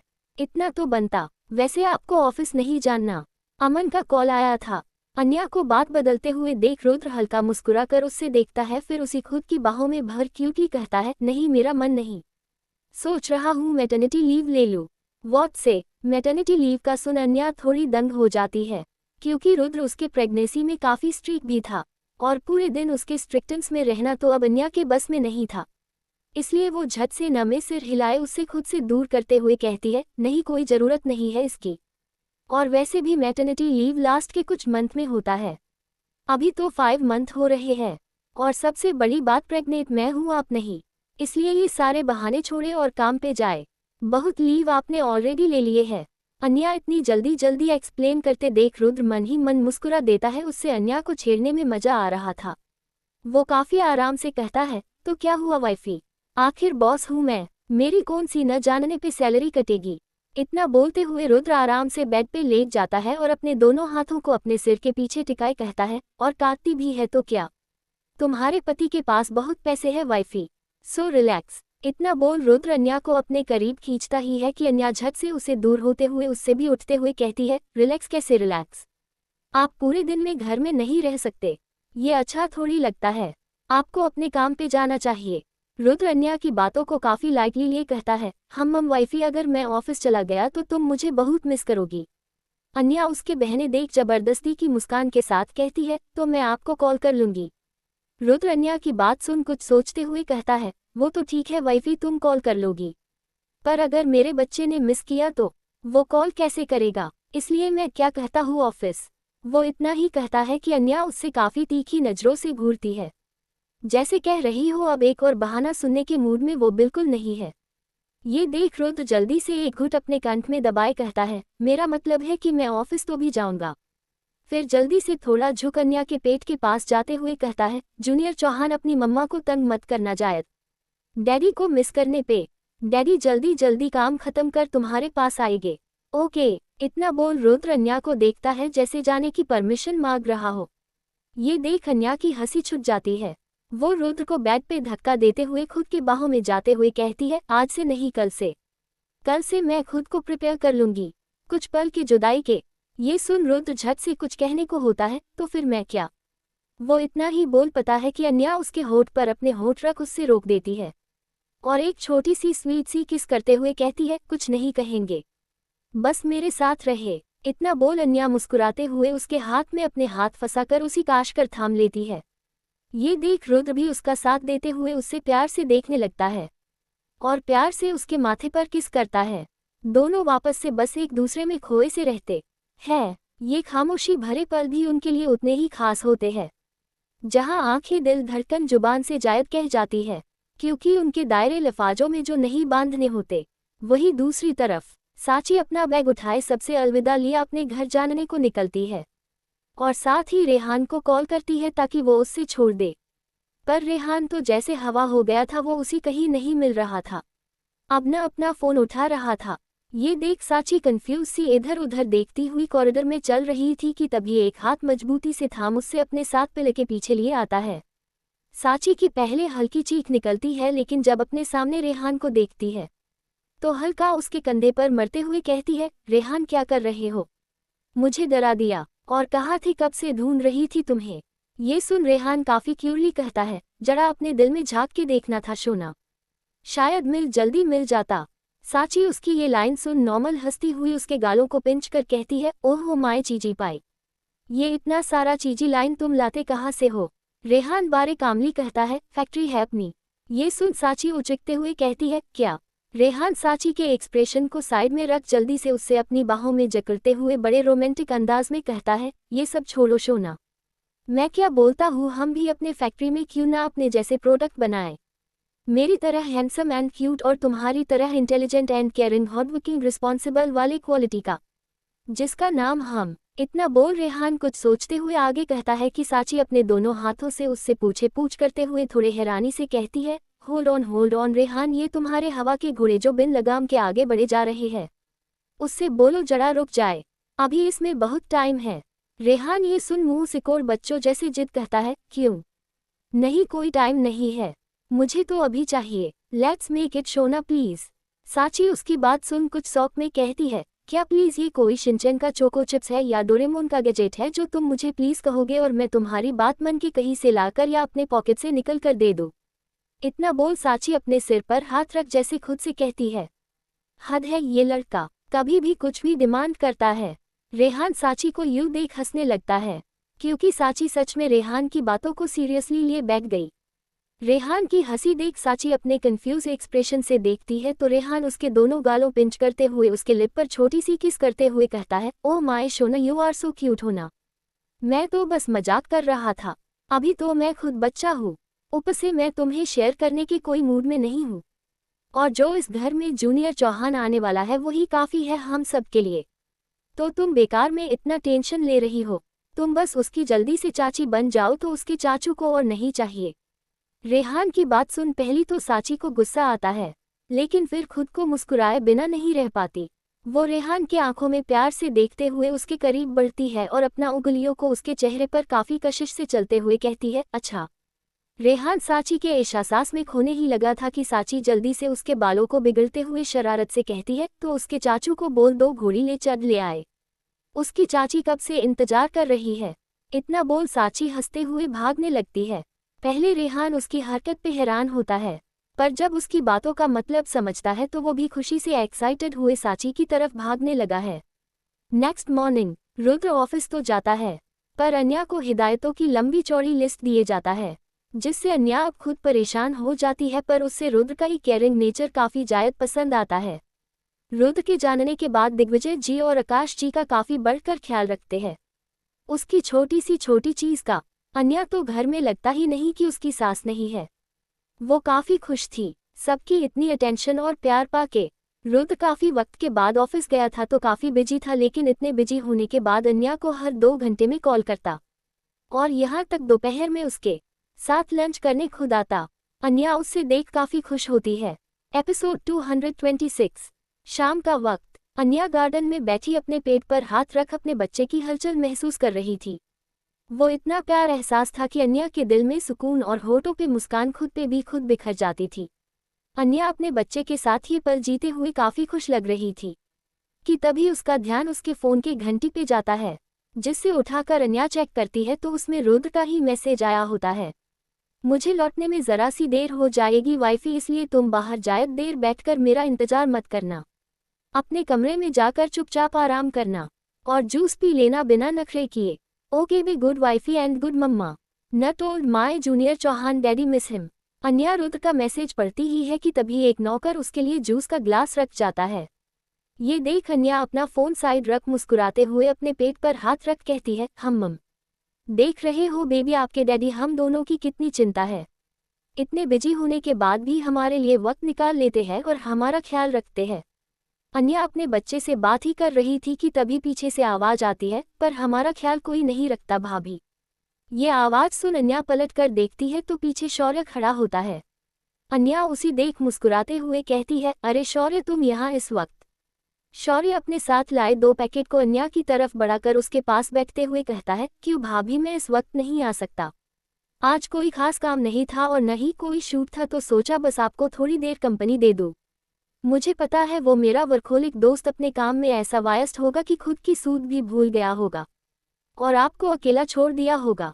अन्या उसकी बात सुन हंसते हुए कहती है, अरे नहीं शौर्य, ऐसा नहीं है, रुद्र मेरा काफ़ी जायद बढ़ के ख्याल रखते हैं और आज काफ़ी वक्त बाद ऑफिस गए तो बस थोड़ा कम बढ़ गया है, लेकिन उन्होंने कहा वो बस कुछ वक्त में आते ही होंगे। इतना बोल अन्या उस पैकेट को चेक करते हुए कहती है, वैसे ये क्या है। शौर्य एक पैकेट की तरफ इशारा करते हुए कहता है, भाभी यहाँ एक फेमस माता रानी का मंदिर है, उसका प्रसाद है। और दूसरे पैकेट में आते वक्त केक शॉप दिख गया तो सोचा आपके लिए कुछ फेमस लेते आओ, आपके साथ हमारे जूनियर को भी अच्छा लगेगा।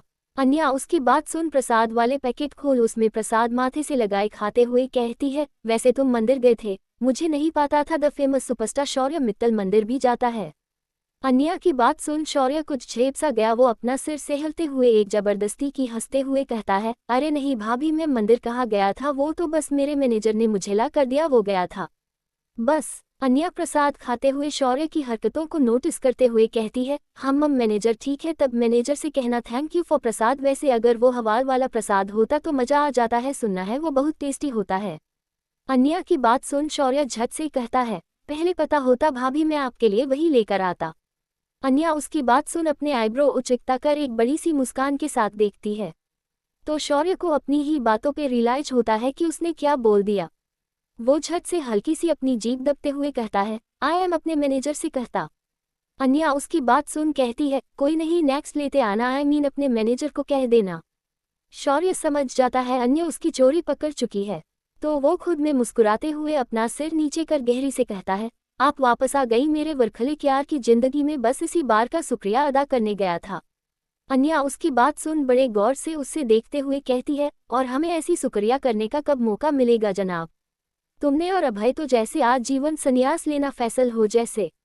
संन्यास शब्द सुन शौर्य अपना हाथ आगे न में सिर हिलाए झट से कहता है, संन्यास नो नो भाभी, बरवाची का पता नहीं, लेकिन ऐसा मेरा कोई इरादा नहीं है। शौर्य अपनी बात कहते हुए स्टाइल से अपने बालों में हाथ फेर कहता है, और अगर ऐसा हुआ तो दुनिया जहां आधी लड़कियों का क्या होगा, जो बस शौर्य मित्तल के एक झलक में अपनी आहें भरती है। शौर्य अपनी बातों में अधाव के साथ अपने दिल पे रख लड़कियों की तरह आहें भरता है तो अन्या उसकी नौटंकी देख खिलखिलाकर हंस देती है। शौर्य भी अन्या को हंसते देख वो भी साथ में खुद ही बातों और हरकतों पे हंस देता है। अन्या खुद को काबू करते हुए कहती है, कॉमन शौर्य, मैं दुनिया जहां लड़कियों की बात नहीं कर रही हूँ, मैं बस उस लड़की की बात कर रही हूँ जो तुम्हें द फेमस सुपरस्टार शौर्य मित्तल नहीं बल्कि सिर्फ शौर्य को जानने, तुम्हारे इस बाहरी पहचान के नहीं बल्कि अंदर के पहचान को जानने। अन्या की बात सुन शौर्य के जहन में न चाहते हुए वो दो आंखें आने लगती है जिससे वो इस हॉस्पिटल में टकराया था और बिना उसकी पहचान जानने उसने उसकी मदद की। मुलाकात भले ही अधूरी थी लेकिन न जाने क्यों शौर्य के दिल को मुलाकात यूं छाप गई। उसके निशानी के तौर पे उसने अब तक उस कैप और मास्क को संभाल कर रखा था। शौर्य इन्हीं बात में खोया था कि उसके कानों में अन्या की आवाज पड़ती है, क्या हुआ शौर्य, कहाँ खो गए, कहीं कोई मिल तो नहीं गई वो खास।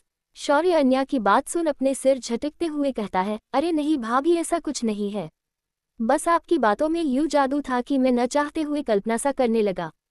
वैसे ऐसी लड़की सिर्फ किताबों और कहानियों या किसी सरफिरे आशिक की कविताओं में होती है, रियल लाइफ में आज तक मुझे मिली नहीं। इतना बोल शौर्य अपने आंखों के ऊपर हाथ रख इधर उधर ढूंढने के जैसे नाटक करते हुए कहता है, ओह मैंने तो कितना इधर उधर ढूंढा, देखे मिलती ही नहीं, अगर आपको मिले तो मुझे व्हाट्सएप कर देना। अन्या उसकी नौटंकी सुन समझ जाती है ये लड़का समझने से रहा। वो हल्का मुस्कुरा बस अपना सिर हल्के से हिला देती है। तभी पीछे से रेहान आते हुए कहता है, ओह भाभी आप यहाँ हो, मैं कब से आपको ढूंढ रहा था। इतना बोलते हुए वो अन्या के पास आकर बैठता है तो अन्या सवालिया निगाहों से उससे देखते हुए कहती है, क्या हुआ रेहान, तुम मुझे क्यों ढूंढ रहे थे। रेहान बच्चों जैसा मुंह बनते हुए कहता है, आपसे शिकायत करने। अन्या उसकी बात सुन उचकते हुए उससे देखती है तो रेहान आगे कहता है, आपको उस देवर की पड़ी है जिसका कुछ नहीं हो सकता, और जिसका हो रहा है उसकी गाड़ी आगे ही नहीं बढ़ रही है। इतना बोल रेहान रोने का नाटक करने कहता है तो अन्या कंफ्यूज सी उससे देखते हुए परेशान सी कहती है, अरे रेहान तुम क्या कह रहे हो, मुझे कुछ समझ नहीं आ रहा है, क्या हुआ है कुछ बताओ तो सही। लेकिन रेहान कुछ नहीं कहता, बस रोने का नाटक अपना जारी रखता है तो शौर्य उसकी नौटंकी समझ उसके कान मडोते हुए कहता है, नौटंकी, मेरी जगह लेना चाहता है तू, पर अभी भी मुझे कोसों दूर है एक्टिंग में। शौर्य के कान मोड़ने पे रेहान अपने झूठे रोने को बंद कर अपना कान छुड़ाते हुए कहता है, आह भाई क्या कर रहे हो, दर्द हो रहा है, अगर मेरे कान को कुछ हुआ तो मेरी शादी कैसे होगी, अभी तो वो भी नहीं हुई। अन्या जो जब रेहान की नौटंकी का पता चलता है तो वो भी उसके बाजू पर मरते हुए कहती है, रेहान ये क्या है, मैं डर गई थी न, ऐसे कोई मजाक करता है। रेहान शौर्य से अपना कान छुड़ाकर अन्या की बात सुन उसके पाँव के पास बैठ क्यूट बनते हुए कहता है, आह सॉरी भाभी, अगर मैं मजाक नहीं करता तो आप मुझे ध्यान कैसे देती मेरी शादी पे। इतना बोलते हुए रेहान शौर्य की तरफ एक लुक दिए कहता है, जिनका इरादा नहीं आप उन्हें समझ रही हो, और जिसका इरादा मन दिमाग जिस सांस दिल धड़कन रूह सब कुछ है उसके बारे में तो सोच भी नहीं रही हो। मैं क्या बोलता हूँ, आप अपने इस देवर की भी नैया पार लगा दो ना। रेहान अपनी बात कहते हुए काफी क्यूट बनने अन्या के पाँव हुले हुले दबने लगा।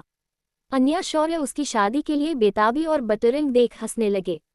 शौर्य रेहान के सिर पर एक चपत लगाते हुए कहता है, शर्म कर रेहान, कौन अपनी ही शादी के लिए ऐसे करता है।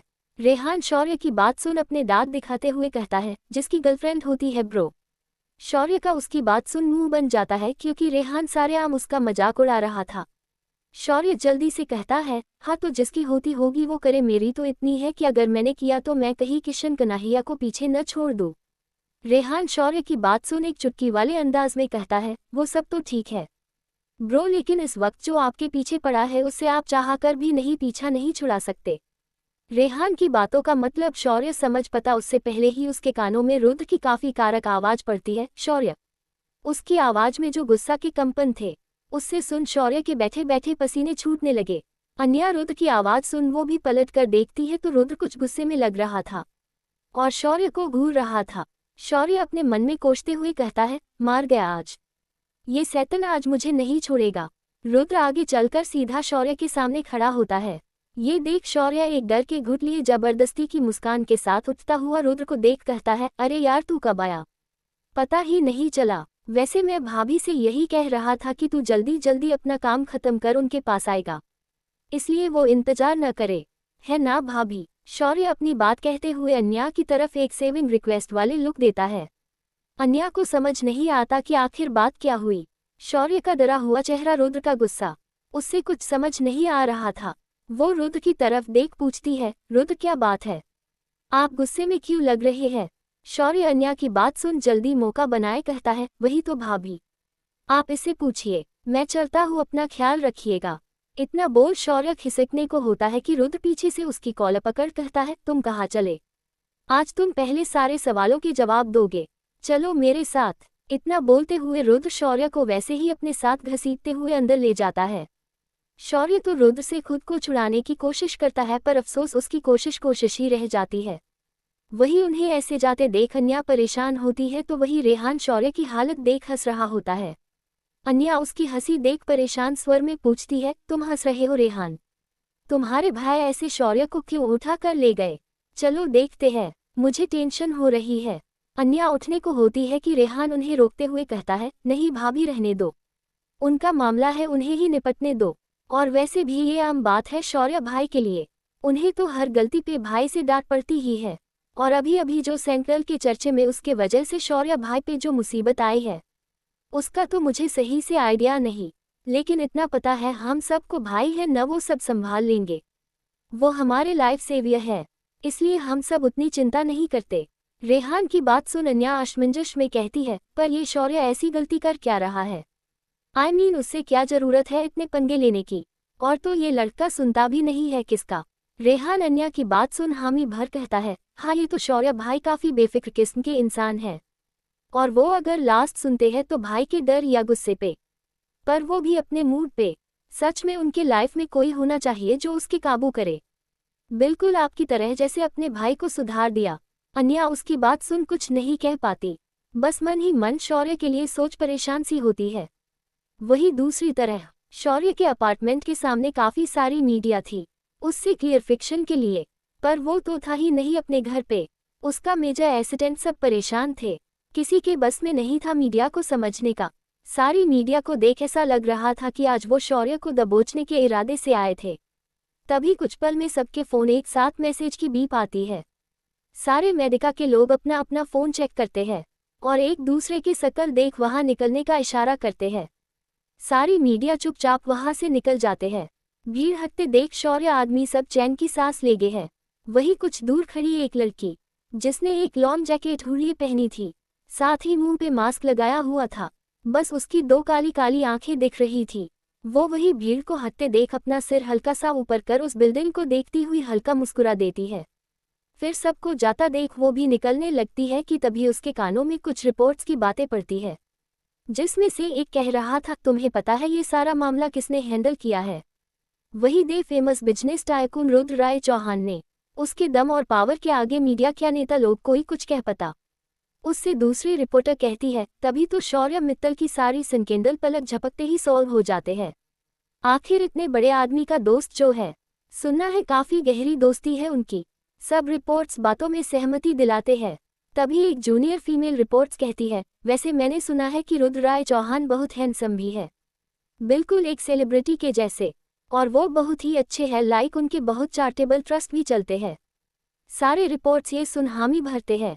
वही वो लड़की की आंखों में जितना शौर्य के नाम सुन चमक था, वही रुद्र का जिक्र सुनने ही आंखों में एक आग सा उतर आया और उसकी मुठिया काश सी गई। वो काफी नफरत से अपने लफ्जों जैसे पिसते हुए कहती है, Rudra Rai Chauhan not more happiness. Episode 227। बीते वक्त में सबकी लाइफ भी नॉर्मल चल रही थी। शौर्य का स्कैंडल वाला चैप्टर भी रुद्र ने पलक झपकते संभाल लिया था और उससे खूब डांट लगाई थी, जिसके बाद शौर्य ने ऐसी वैसी हरकत नहीं करता, क्योंकि रुद्र की नज़र इस वक्त उस पे थी। वो नहीं चाहता था कि शौर्य अब कोई बखरे में पड़े। शौर्य का एक बहुत बड़ा सीरीज का लॉन्च इवेंट होने वाला था, जिसके लिए वो काफ़ी मेहनत कर रहा था। अन्या ने बीते वक्त में दिग्विजय जी और आकाश जी बातों में बात कर लिया था रेहान और साची का शादी का, जिस पे दोनों के परिवार ने फैसला किया था कि शादी 6 महीने के बाद होगी, ताकि तब तक अन्या की डिलीवरी भी अच्छे से हो जाए और उन्हें उसके बाद सब कुछ अच्छे से करने का वक्त भी मिल जाए। अभय और शौर्य को भी दादाजी ने अपने लिए मैच ढूंढने के लिए लड़कियों की लंबी लिस्ट दे दी। शौर्य तो अपने इवेंट के बहने से बच गया, लेकिन अभय बेचारा यूं ब्लाइंड डेट पे जाते जाते थक गया। उससे तो जैसे रिश्ते और शादी में कोई इंटरेस्ट ही नहीं था, पर वो ये बात दिग्विजय जी कहकर उसका दिल नहीं तोड़ना चाहता था। आखिर कुछ भी हो है तो उसके लिए वो उसके दादा ही न, जिन्होंने उससे बचपन से अब तक प्यार दिया, मान दिया और एक परिवार दिया। वक्त अपने सफातर में बीतने गया और अब अन्या के प्रेगनेंसी के 7 मंथ कंप्लीट हो चुके थे। रुद्र और घर के बाकी मेंबर ने अन्या का काफी बढ़ चढ़ कर ख्याल रखा। अन्या के होठों पे खुशी जाते नहीं जाती थी। वो काफी जायद खुश थी और अपने बच्चे के आने का इंतजार कर रही थी। जहां अन्य की प्रेगनेंसी के दिन काफी अच्छे जा रहे थे, वही उसके नखरे दिन ब दिन रुद्र के लिए बढ़ते जा रहे थे। वो अब पहले की तरह उसकी कोई बात सुनती ही नहीं थी, हमेशा जिद में रहती थी, क्योंकि रुद्र उससे प्यार ही इतना करता था कि उसकी जिद के आगे वो हमेशा हार मान जाता था, और अगर जरा सा भी शक्ति करता तो घर के मर्द मराली सब उस पे बरस पड़ते। दादाजी के स्ट्रिक्ट ऑर्डर थे कि कोई भी उनकी लाडली बहू को कुछ नहीं कह सकता, रुद्र भी नहीं। इसलिए कभी कभी रुद्र खुद में ही रह जाता था। सुबह के 5 बजे रुद्र फ्रेश अप हुए अपने आईपैड पे कुछ चेक करता हुआ अन्या के पास बेड पे आता है, जो काफी मजे से सुकून की सो रही थी। रुद्र आईपैड साइड रख प्यार से अन्या को देखते हुए उसके बालों में हाथ फेर उससे उठते हुए कहता है, वाइफी उठो वाइफी, देखो 5 बज गए, उठो भी। अन्या उसकी आवाज सुन अपने नींद में अलसाई हुई कहती है, क्या है रुद्र, मुझे नहीं अभी उठना। रुद्र उससे उठते हुए दोबारा कहता है, जान उठना तो होगा, देखो 5 बज गए। अन्या उसकी बात सुन बेपरवाही से कहती है, हाँ वो तो रोज बजते हैं, पर मेरे लिए आपके लिए आप जाए मुझे सोने से, वैसे भी ऐसा क्या खास है इस सुबह में। इतना बोल अन्या अपना ब्लैंकेट अपने मुंह तक खींच वापस से सोने की होती है कि रुद्र उसका ब्लैंकेट खींच नीचे करता है और उसकी बाजू पकड़ उससे नींद में ही ध्यान से उठते हुए कहता है, खास है वाइफी, तुम्हें याद नहीं डॉक्टर ने कल क्या कहा था कि अब तुम्हें कुछ एक्सरसाइज कर योग करना होगा ताकि डिलीवरी के वक्त तुम्हें और बेबी को जायद दिक्कत न हो, इसलिए कह रहा हूँ उठ जाओ, हमें एक्सरसाइज करनी है। ये सुन अन्या नींद में ही उचकते हुए अपनी आधी खुली आंखों से कहती है, क्या एक्सरसाइज, वो भी सुबह सुबह? नहीं मुझे नहीं करना, मैं और बेबी बिल्कुल ठीक है, आप कर ले मेरे बदले, मुझे अभी सोना है, जाए बेबी और बेबी के मम्मा नींद न खराब करे। इतनी बोल अन्या दोबारा सोने जाती है कि रुद्र का बाजू पकड़ उससे उठते हुए कहता है, वाइफी अगर मेरे एक्सरसाइज करने से अगर हो जाता है तो मैं दिन भर कर लेता है, पर बेबी तुम्हारे अंदर है तो ये सब तुम्हें करना होगा, चलो अब उठ जाओ और जल्दी से मेरे साथ चलो। रुद्र अपनी बात कहे बस जा रहा था और अन्या अपनी आंखें बंद कर नींद में रहकर जैसे उसकी बात सुन ही थी। ये देख रुद्र हल्का सा अपना सिर झटक अन्या की देख मुस्कुरा देता है और उससे एक झटके में अपनी गोद में उठता है। ये देख अन्या की नींद अचानक से उचक सी जाती है। वो हैरान नजरों से उससे देख कहती है, रुद्र ये क्या कर रहे हैं आप? मुझे नीचे उतरे। मैं नहीं करूँगी एक्सरसाइज। रुद्र, मैं और बेबी बिल्कुल ठीक है। आप डॉक्टर की बात न सुनने। रुद्र, अन्या ऐसे ही बोले जा रही थी। रुद्र उससे डायरेक्ट अपने साथ वॉशरूम में ले जाता है और वॉश बेसिन के स्लैब पर बैठते हुए थोड़ा कारक आवाज में कहता है, वाइफी कोई नखरा नहीं। ये तुम्हारे और बेबी की हेल्थ की बात है और मैं अब बिल्कुल नहीं सुनूंगा कुछ। ये सुन अन्या उसे एक पप्पी फेस बनाए देखती है, पर रुद्र को जैसे कोई फर्क नहीं पड़ा। वो अन्या का ब्रश उठता है। अन्या ये देख जैसे ही रोने वाले एक्सप्रेशन के साथ अपने मुंह खोलती है कि रुद्र उसके मुंह में ब्रश डाल कहता है, तुम्हारे पास सिर्फ 2 मिनट है, जल्दी से फ्रेश अप हो जाओ, उसके बाद हम नीचे चलेगी। इतना बोल वो जानने लगता है कि फिर कुछ सोच अन्या की देख एक वार्निंग टोन में कहता है, और हाँ कोई मस्ती नहीं और न कोई बहाना सुनूं। रुद्र अपनी बात कहे बाहर चला जाता है तो अन्या स्लैब से उतार कर खुद को मिरर में लिए ब्रश हाथ में लिए रुद्र की नकल करते हुए कहती है, तुम्हारे और बेबी के हेल्थ कोई रिस्क बर्दाश्त नहीं करूंगा। ओके। उद्धरण चिन्ह। अन्या इतना बोल अपना मुंह बनाए कहती है, ओह, कहते हैं बेबी और मेरी हेल्थ इम्पोर्टेंट है, पर यहाँ देखो हमारी नींद की इन्हें पड़ी ही नहीं। ये सुबह सुबह परेड करना पसंद नहीं है। ओह गॉड, कहाँ फंसा दिया इस आदमी के चक्कर में। सारी गलती उस डॉक्टर की है, छोड़ूंगी नहीं। क्या जरूरत थी रुद्र इतना लंबा चौड़ा भाषण के साथ ये कहने की। ओह, इन्हें तो अब मैं बताती हूँ। इतना बोल अन्या जल्दी से फ्रेश होती है। वही कमरे में रुद्र अपने आईपैड पे डॉक्टर के सारे इंस्ट्रक्शन को एक बार रिकॉल करता है। जब से उसे पता चला है कि डिलीवरी के वक्त काफ़ी पेन होता है तो ये सोच सोच वो बेचारा कुछ टेंशन में आ गया। इसलिए वो कुछ भी करके अन्या का बहुत ख्याल रखना चाहता था ताकि उसका पेन कम हो। वो उससे ऐसे पेन में नहीं देख सकता था, इसलिए उसने न जानने कितने डॉक्टर्स से इस बारे में बात की और काफ़ी सारे अलग अलग सॉल्यूशन निकले। कुछ पल में अन्या तैयार हुए बाहर आती है। रुद्र उससे देख आगे बढ़ता है, पर अन्या उससे मुंह बनाए आगे बढ़ जाती है। अन्या उससे ये दिखना चाहती थी कि वो काफ़ी गुस्सा है उससे, इसलिए वो अपने शूज पहना तो लेती है, पर लेस बांधने के लिए वो झुक नहीं सकती थी, इसलिए बस अपना पाँव एक छोटे से टेबल पर रख रुद्र के आगे करती है और साथ ही अपना हाथ बंधे मुंह फिर खड़ी हो जाती है। रुद्र उसकी ऐसी हरकतों को नोटिस कर बिल्कुल हल्का सा मुस्कुरा देता है और आगे बढ़ उसके शोज लेस बांध जबरदस्ती उसका हाथ पकड़ उससे ले जाने लगता है।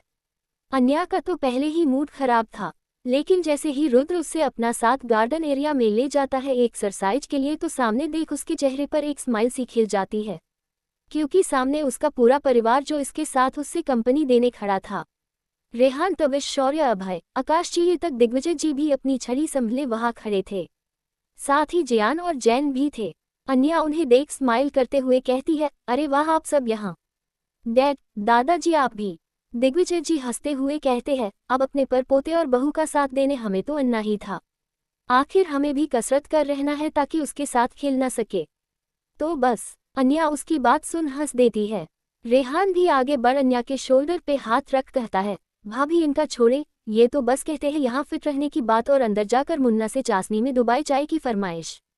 देखना जब तक जूनियर चौहान आएगा तब तक ये दीनू बाबा कहीं बेबी न बन जाए। रेहान अपनी कहे हंसने लगता है तो दिग्विजय जी अपनी छड़ी चलते हुए कहते हैं, नामुराद अपने दादा का कोई ऐसे मजाक उड़ाता है, देखना तुम्हारी शादी अब मैं होने नहीं दूंगा। ये सुन रेहान चढ़े हुए स्वर में कहता है, कोई दादा अपने ही पोते ही शादी न होने की बात नहीं करता। ये सुन दिग्विजय जी कुछ कहते ही आकाश जी दोनों शांत करवाते हैं। तभी रुद्र भी आगे बढ़ रेहान का हाथ एक झटके में अन्या के कंधे से हटाकर थोड़ा दूर झटकता है तो बेचारा खुद संभाल नहीं पाता। वो अपनी कमर को पकड़ कहता है, ओह भाई ये क्या रहे हो, अपनी जेलसी में ये तो याद रखो मैं आपका एकलौता प्यार छोटा सा भाई हूँ, जिसकी अभी शादी भी नहीं हुई है। कम से कम घोड़ी चढ़ने से पहले व्हीलचेयर पर चढ़ने की नौबत न लाओ। रेहान की नौटंकी भरी बातों को रुद्र फूली इग्नोर करता हुआ आगे बढ़ जाता है तो बेचारा रेहान ये देख बस ताकते रह जाता है। वो धीमी आवाज में बुदबुदाए कहता है, जलाद भाई के ही के। रुद्र अन्या को साइड में लिए आता है और एक मेज पर खड़ा करते हुए उससे कुछ सिंपल एक्सरसाइज करने को कहता है, पर अन्या को इसमें कोई इंटरेस्ट नहीं होता। वो छोटे बच्चों की तरह बेमन लिए बस थोड़ा बहुत करती है। कुछ पल यूं ही करने के बाद सारी फैमिली साथ में ही कुछ ऐसे ही वक्त बिताते हुए थोड़ा बहुत एक्सरसाइज करते हैं। इसमें लग अन्या भी कर लेती है। सबके साथ मजा तो उसका दुगना हो गया था। ये सब रुद्र ने जानबूझकर किया था ताकि अन्या फिर माना नहीं कर पाए। अन्या की हेल्थ के लिए दिग्विजय जी और आकाश जी भी रुद्र का साथ दे रहे थे। आज जैसे अन्य के दिन कुछ वैसा था, क्योंकि नसाते के वक्त भी उसका पूरा मूड खराब हो गया। रुद्र ने स्पेशली उसके लिए हेल्थी और ग्रीनरी ब्रेकफास्ट का इंतजाम किया था। उसका तो बिल्कुल मन नहीं था, वो बस गुस्से से रुद्र को घूर रही थी। पर रुद्र उसके एक्सप्रेशन पे बिना ध्यान दिए उससे खाने के लिए देता है और साथ खुद अपने हाथों से खिलता है। अन्या को न चाहते हुए खाना पड़ता है। सुबह का मूड खराब हुए अन्या हॉल में बैठी होती है। तभी एक नौकर उससे गाजर का हलवा लाए देता है, जिसका अन्या ने रुद्र से छुप के फरमिश किया था। अन्या एक नज़र आसपास देख जल्दी से खुशी से अपने हलवे पर लपक पड़ती है, लेकिन जैसे वो बाइट लेने के लिए चम्मच उठती कि न जाने कहाँ से रुद्र उसके सामने आके खड़ा हो जाता है। अन्या अपना मुंह खुले उससे देखती है तो रुद्र उससे गुस्से में देख वो हलवा की बाउल लिए कहता है, ये क्या वाइफी, डॉक्टर ने कहा है न कि इतने घी में बना खाना हेल्थ के लिए अच्छा नहीं है। इस वक्त अभी तुम्हें सिर्फ हेल्थी खाने पे फोकस करना चाहिए। अन्या उसी बात सुन मुंह बनाए कहती है, मुझे तो ऐसा याद नहीं, आपने बस कहा था कि बाहर का नहीं खाने। अन्या मासूम निगाहों से देख कहती है, घर का बना तो मैं खा ही सकती हूँ, प्लीज खाने से न, आपका फीका ब्रेकफास्ट मुझे पसंद नहीं, मेरा मन भी नहीं भरा, प्लीज। रुद्र न में सिर हिलाए कहता है, नो, तुम ये नहीं खा सकती, इसमें तुम्हें पता है कितना फट है, तुम्हारे हेल्थ के लिए बिल्कुल सही नहीं। अन्या रुद्र की बात सुन सुनकर अब चिढ़ चुकी थी। वो रुद्र के सामने खड़े हुए चढ़े हुए ऊंचे स्वर में कहती है, तो आपका कहना का क्या मतलब है, मैं मोटी हो रही हूँ। रुद्र बेफिक्र से काफी आराम लहजे में कहता है, वैफी मेरे कहने का ये मतलब बिल्कुल नहीं था, तुम मोटी हो या पतली मेरे लिए तो बिल्कुल परफेक्ट रहोगी। रुद्र के इतने शांत स्वर में बोलने पे भी अन्या तैस में लिए कहती है, हाँ हाँ सब पता है, ये मीठे मीठे बोल बोल कर आप मुझे बेलाओ मत, आपके कहने का बस यही मतलब है न मैं मोटी हो गई हूँ। अन्या इतना बोलती ही है कि अचानक वो रोने लगती है और रोते हुए कहती है, आपको अब मैं मोटी लगती तभी तो मेरे खाने पीने पर आपने रोक लगा दिया, अब ये सब मैं थोड़ी ना अपने लिए खाती हूँ, आपके बेबी के लिए खाती हूँ, पर आपको मैं मोटी लगने लगी हूँ। रुद्र अचानक अन्या का रोना सुन कुछ परेशान सा हो गया। वो आसपास देख जल्दी सा अन्या को शांत करवाता कि तभी अन्या का रोना सुन दिग्विजय जी कमरे से आते हुए कहते हैं, क्या हुआ अन्या को, वो रो क्यों रही है। रुद्र कुछ कह पता कि आकाश जी भी आते हुए कहते हैं, रुद्र तुमने फिर रुला दिया बहू को। ये सुन रुद्र कुछ एक्सप्लेन कर पता कि रेहान और शौर्य भी टपकते हुए कहता है, भाई आपने भाभी को फिर डांट दिया। शौर्य, यार कम से कम भाभी को इस हालत पे मत डांट। क्या करता है। अभय भी आ गया और ये सब देख रुद्र से कहता है, रुद्र भाभी रो क्यों रही है, तूने रुलाया, पर क्यों, तुझे तो उनका ख्याल रखना चाहिए न। सबके एक बाद उस पे इल्जाम की झाड़ी लगा चुके थे। अन्या के आंसू में उसकी पूरी फौज अब रुद्र के सामने खड़ी थी उस पे बरसने के लिए। अब बेचारा रुद्र किस किस को एक्सप्लेन करता। वो कुछ कहता कि दिग्विजय जी रुद्र को डांट लगते हुए कहता है, रुद्र ये मैं बिल्कुल बर्दाश्त नहीं करूँगा, अगर अगली बार अन्या के आंखों में आंसू आए तो तुम्हें मैं इस घर निकल दूंगा। खबरदार आज के बाद तुमने अन्या को डांटा या उससे ऊंचे स्वर में कुछ कहा तो। रुद्र दिग्विजय जी को एक्सप्लेन करने के लिए आगे बढ़ता हुआ कहता है, दादाजी मेरी बात तो सुन ले। आकाश जी भी रुद्र की क्लास लगाए कहते हैं, रुद्र हम क्या सुनने, तुम्हें इस वक्त अन्या का ख्याल रखना चाहिए, तुम उल्टा उससे रुला रहे हो, कितने बार कहा अपना गुस्सा तुम हमारी बहू पे नहीं उतर सकते। रुद्र अपनी बात कहने की कोशिश में लगा रहता है, पर डैड कि तभी अभय भी उनका साथ देते हुए कहता है, हाँ रुद्र तुम्हें अभी की सिचुएशन समझनी चाहिए, तुम भाभी ऐसे गुस्सा नहीं कर सकते। तभी शौर्य कहता है, अगर गुस्सा करना है तो खुद पे कर। रुद्र का ये सब सुन सुन के जैसे अब साबर जवाब देने वाला था। वो कारक आवाज में कहता है, मैं अन्या पे गुस्सा नहीं कर रहा था, मैं तो बस उसे हलवा खाने से रोक रहा था। ये सुन सब अन्या की तरफ देखते हैं तो अन्या सुबकते हुए कहती है, रोक रहे थे कि मुझे मोटी के रहे थे, इन्हें लगता है कि मैं ये खाऊंगी तो मोटी हो जाऊंगी। दादाजी डैड अभय क्या मोटी हो गई हूँ। ये सुन सब एक पल के चुप से हो गए और एक दूसरे को देखने लगे। अन्या उन्हें चुप देख दोबारा रोने लगती है तो सब उससे चुप करवाने लगते हैं। दिग्विजय जी वापस रुद्र को ही उल्टा डालते हुए कहते हैं, रुद्र तुम्हें अन्या से ऐसे नहीं कहना चाहिए था, तुम्हें अच्छे से पता है उसकी हालत, अगर वो थोड़ा सा खा भी लेती है तो कुछ नहीं होता। इतना बोल दिग्विजय जी खुद वो बाउल रुद्र से लिए अन्या को देते हैं, जिससे देख अन्या खुश हो जाती है और रुद्र को देख एक विनिंग स्माइल करती है। रुद्र ये सब देख थोड़ा चिढ़ जाता है और मन ही मन कहता है, कब तक बच्चोगी वाइफी, मैं भी रुद्र राय चौहान हूँ, मुझे अच्छे से पता तुम कैसे मानोगी। रुद्र फिर अपने कमरे की तरफ चला जाता है और किसको कॉल करता है। एपिसोड 228।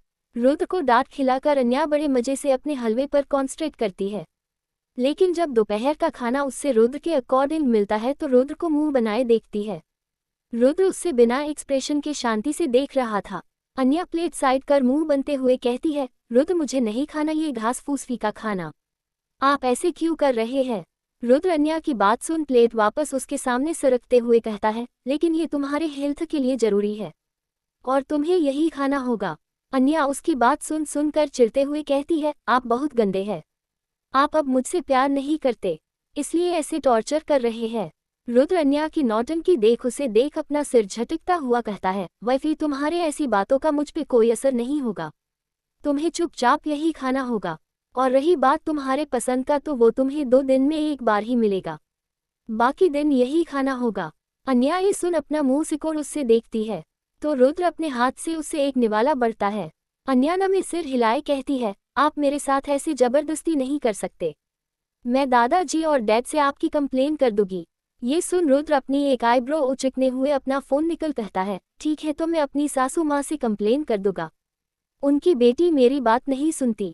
अन्या ये सुनना सिर हिलाती है क्योंकि उसे याद आता है कि दोपहर में उसकी माँ ने उससे फोन कर इसी बारे में काफी समझाया था और थोड़ी डांट भी लगाई थी। अन्या बेचारों सा मुंह बनते हुए कहती है, आप ऐसा नहीं कर सकते। आप मुझे मेरी माँ के नाम से धमकी नहीं दे सकते। रुद्र उस निवाला को वापस प्लेट में रख थोड़ा अन्या के करीब झुकते हुए कहता है, वाइफी ये धमकी नहीं रियलिटी है। मैं ऐसा कर सकता हूँ, अगर तुम मेरी बात नहीं मानोगी तो हम वापस तुम्हारे घर जाकर रह सकते हैं और वहाँ दादाजी और डैड भी नहीं होंगे तुम्हारा पक्ष लेने के लिए। ये सुन अन्या थोड़े डर जाती है क्योंकि उसकी माँ इस मामले में काफी स्ट्रिक्ट है। वो जानती थी और रुद्र ऐसा बोल नहीं बल्कि कर भी सकता। वो रुद्र को देखती है जो उससे एक नज़र टेबल पे रखे पलटे के साथ दूसरा अपने फोन की तरफ इशारा करता है, जैसे कह रहा हो चॉइस इज योर्स वाइफी। अन्या उसकी इस हरकते पे अंदर ही अंदर काफी जायद चिढ़ जाती है पर बेचारी कुछ कर नहीं सकती थी, इसलिए उससे हार मान वो फीका खाना खाना पड़ा।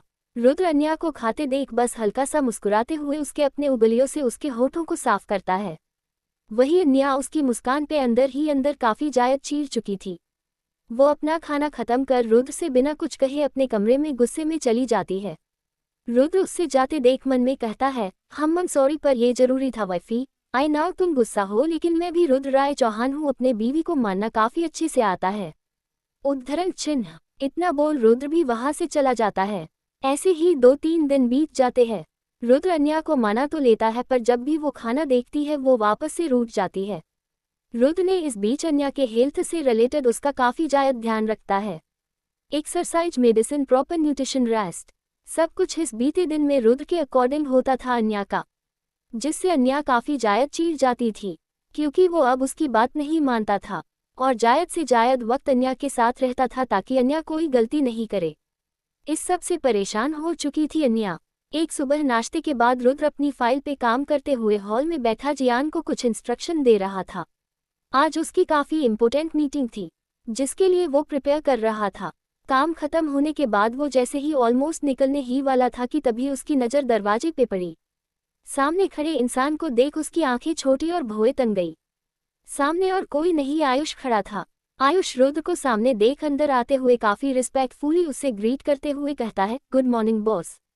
रुद्र उसका गुड मॉर्निंग सुनकर उससे काफी वियर्ड लुक दिए कहता है, I don't think mister Ayush तुम मुझे सिर्फ गुड मॉर्निंग विश करने आए हो, वो भी इस वक्त ऑफिस आवर में। आयुष रुद्र के मिजाज से अब काफी अच्छे से वाकिफ था क्योंकि पास्ट में आफ्टर शॉर्ट इंटरेक्शन के बाद रुद्र ने उसकी माँ इलाज का खर्चा उठने के साथ उससे अपने ही कंपनी में उसके काबिलियत के हिसाब से जॉब भी ऑफर किया था, जिससे आयुष को एक पल मानो यकीन नहीं हुआ। उसकी स्टडी छूटने के बाद कोई भी उससे ऐसे जॉब नहीं देता था, लेकिन रुद्र ने उसकी हेल्प के साथ उसके अंदर के टैलेंट को पहचाना और उससे काम दिया और साथ ही एक पहचान भी, जिससे वो अब खुद अपनी माँ के इलाज का खर्चा उठाकर अपनी जिम्मेदारी पूरी कर सके। इन बीच में आयुष ने रुद्र को एक अलग नज़र से भी जाना कि वो जितना स्टक बॉस है उतना ही डिलीवरिंग है। उसके रुडेंस का आयुष ने कभी बुरा नहीं मान। वो रुद्र की बात सुन शांत स्वर में कहता है, आई नाउ सर, बट आज मेरी लीव्स है ऑफिस से। ये सुन रुद्र अपनी आईब्रो उचकते हुए कसे स्वर में कहता है, लीव्स है तो अपने घर जाओ, मेरे घर पे क्या रहे हैं। आयुष रुद्र की बात सुन कुछ कहता है उससे पहले ही सीढ़ियों के पास खड़ी अन्या की चहकती हुई आवाज पड़ती है, अरे आयुष तुम आ गए। अन्या की आवाज सुन रुद्र और आयुष एक साथ अन्या की तरफ देखते हैं। अन्या संभलते हुए आयुष के पास आती है। आयुष उससे देख मुस्कुराते हुए कहता है, हाय अन्या कैसी हो। आयुष की स्माइल देख रुद्र उससे काफी बुरी घूरता हुआ मन में कहता है, अभी तो मेरे सामने बिल्कुल चुप चुप सा था, मेरी वाइफी के आते देखो कैसे इसके चेहरे पर कैसे बाहर सी आ गई इसकी तो। रुद्र कुछ कहता उससे पहले अन्या उसकी बात सुन कुछ एक्साइटेड हुए कहती है, एक्साइटेड हूँ आज के लिए। इतना बोल अन्या एक नज़र रुद्र को देख सवालिया निगाहों से कहती है, रुद्र आप गए नहीं अभी तक, आपकी तो मीटिंग है ना आज इम्पोर्टेंट वाली। अन्या इम्पोर्टेंट शब्द पे जोर देते हुए कहती है। रुद्र अन्या की बात सुन काफी उखड़े हुए लहजे में कहता है, जा ही रहा हूँ, वैसे तुम दोनों का क्या आज कोई प्लान है, तुम कहीं जा रही हो वाइफी। ये सुन अन्या हाँ में सिर हिलाते हुए झट से कहती है, हाँ आपको याद है ना मैंने कहा था मुझे एक फन इवेंट में जाना है, पर आपने कहा कि आपकी मीटिंग है तो मैंने सोचा क्यों ना आज मैं आयुष के साथ चली जाऊँ। इतना बोल अन्या हंसते हुए आयुष के बाजू में हाथ रख कहती है, आपको पता है आयुष कितना अच्छा है फन एग्जीबिशन में, उसकी बातें सच में काफ़ी लॉजिकली और फनी होती है, और कॉलेज टाइम पे हमने जो भी इवेंट साथ में देखे हैं सब बहुत मज़ेदार रहते थे, है ना आयुष। आयुष अन्या की बात सुन कुछ कह पता उससे पहले ही न जाने क्यों उससे अपने आसपास कुछ ठंड सी महसूस होने लगी, उससे एक नेगेटिव वाइब्स आने खुद के लिए। वो कंफ्यूज सा अपनी फीलिंग लिए मुस्कुराता हुआ जैसे ही रुद्र की तरफ देखता है तभी अचानक एक पल वो डर से जमसा जाता है। रुद्र की आंखें लगातार इतनी खतरनाक हुई बस उससे खा जाने वाली नजरों से घूर रही होती है। आयुष का ये देख हवा टाइट हो जाती है, उसके चेहरे की हवाएं उड़ने लगती है। ये देख अन्या कंफ्यूज सी अपना हाथ आगे बढ़ाकर कहती है, आयुष क्या हुआ तुम ठीक हो। अन्या के हाथ आयुष को छूते उससे पहले ही रुद्र जल्दी से अन्या का हाथ थाम कहता है, वाइफी तुम इसकी छोड़ो, तुम कहीं नहीं जा सकती इस हालत में, और अगर जाना भी है तो मैं चालूंगा तुम्हारे, किसी को तुम्हारे वजह से अपने ऑफिस से लीव्स लेना पड़े मुझे पसंद नहीं। अपने आखिरी लाइन पे जायद जोर देते आयुष को घूरता है। अन्या उसकी बात सुन अपनी नाक सिकोड़ कहती है, आपके साथ नहीं, मुझे नहीं जाना, आपको मजा करना नहीं आता, और वैसे भी आपकी तो मीटिंग है आप जाए, मैं आयुष के साथ जाऊंगी, और रही बात मेरे ख्याल रखने की तो आयुष है न वो रख लेगा, और मैं जैन को अपने साथ ले जाऊंगी, अपनी कार में जाऊंगी, अब खुश। ठीक है मैं चलती हूँ, मुझे देर हो रही है, बाय। अन्या जल्दी जल्दी अपनी बात कहे बस रुद्र को एक लाइट हक किए जल्दी से आयुष का हाथ पकड़ उससे अपने साथ ले जाने लगती है।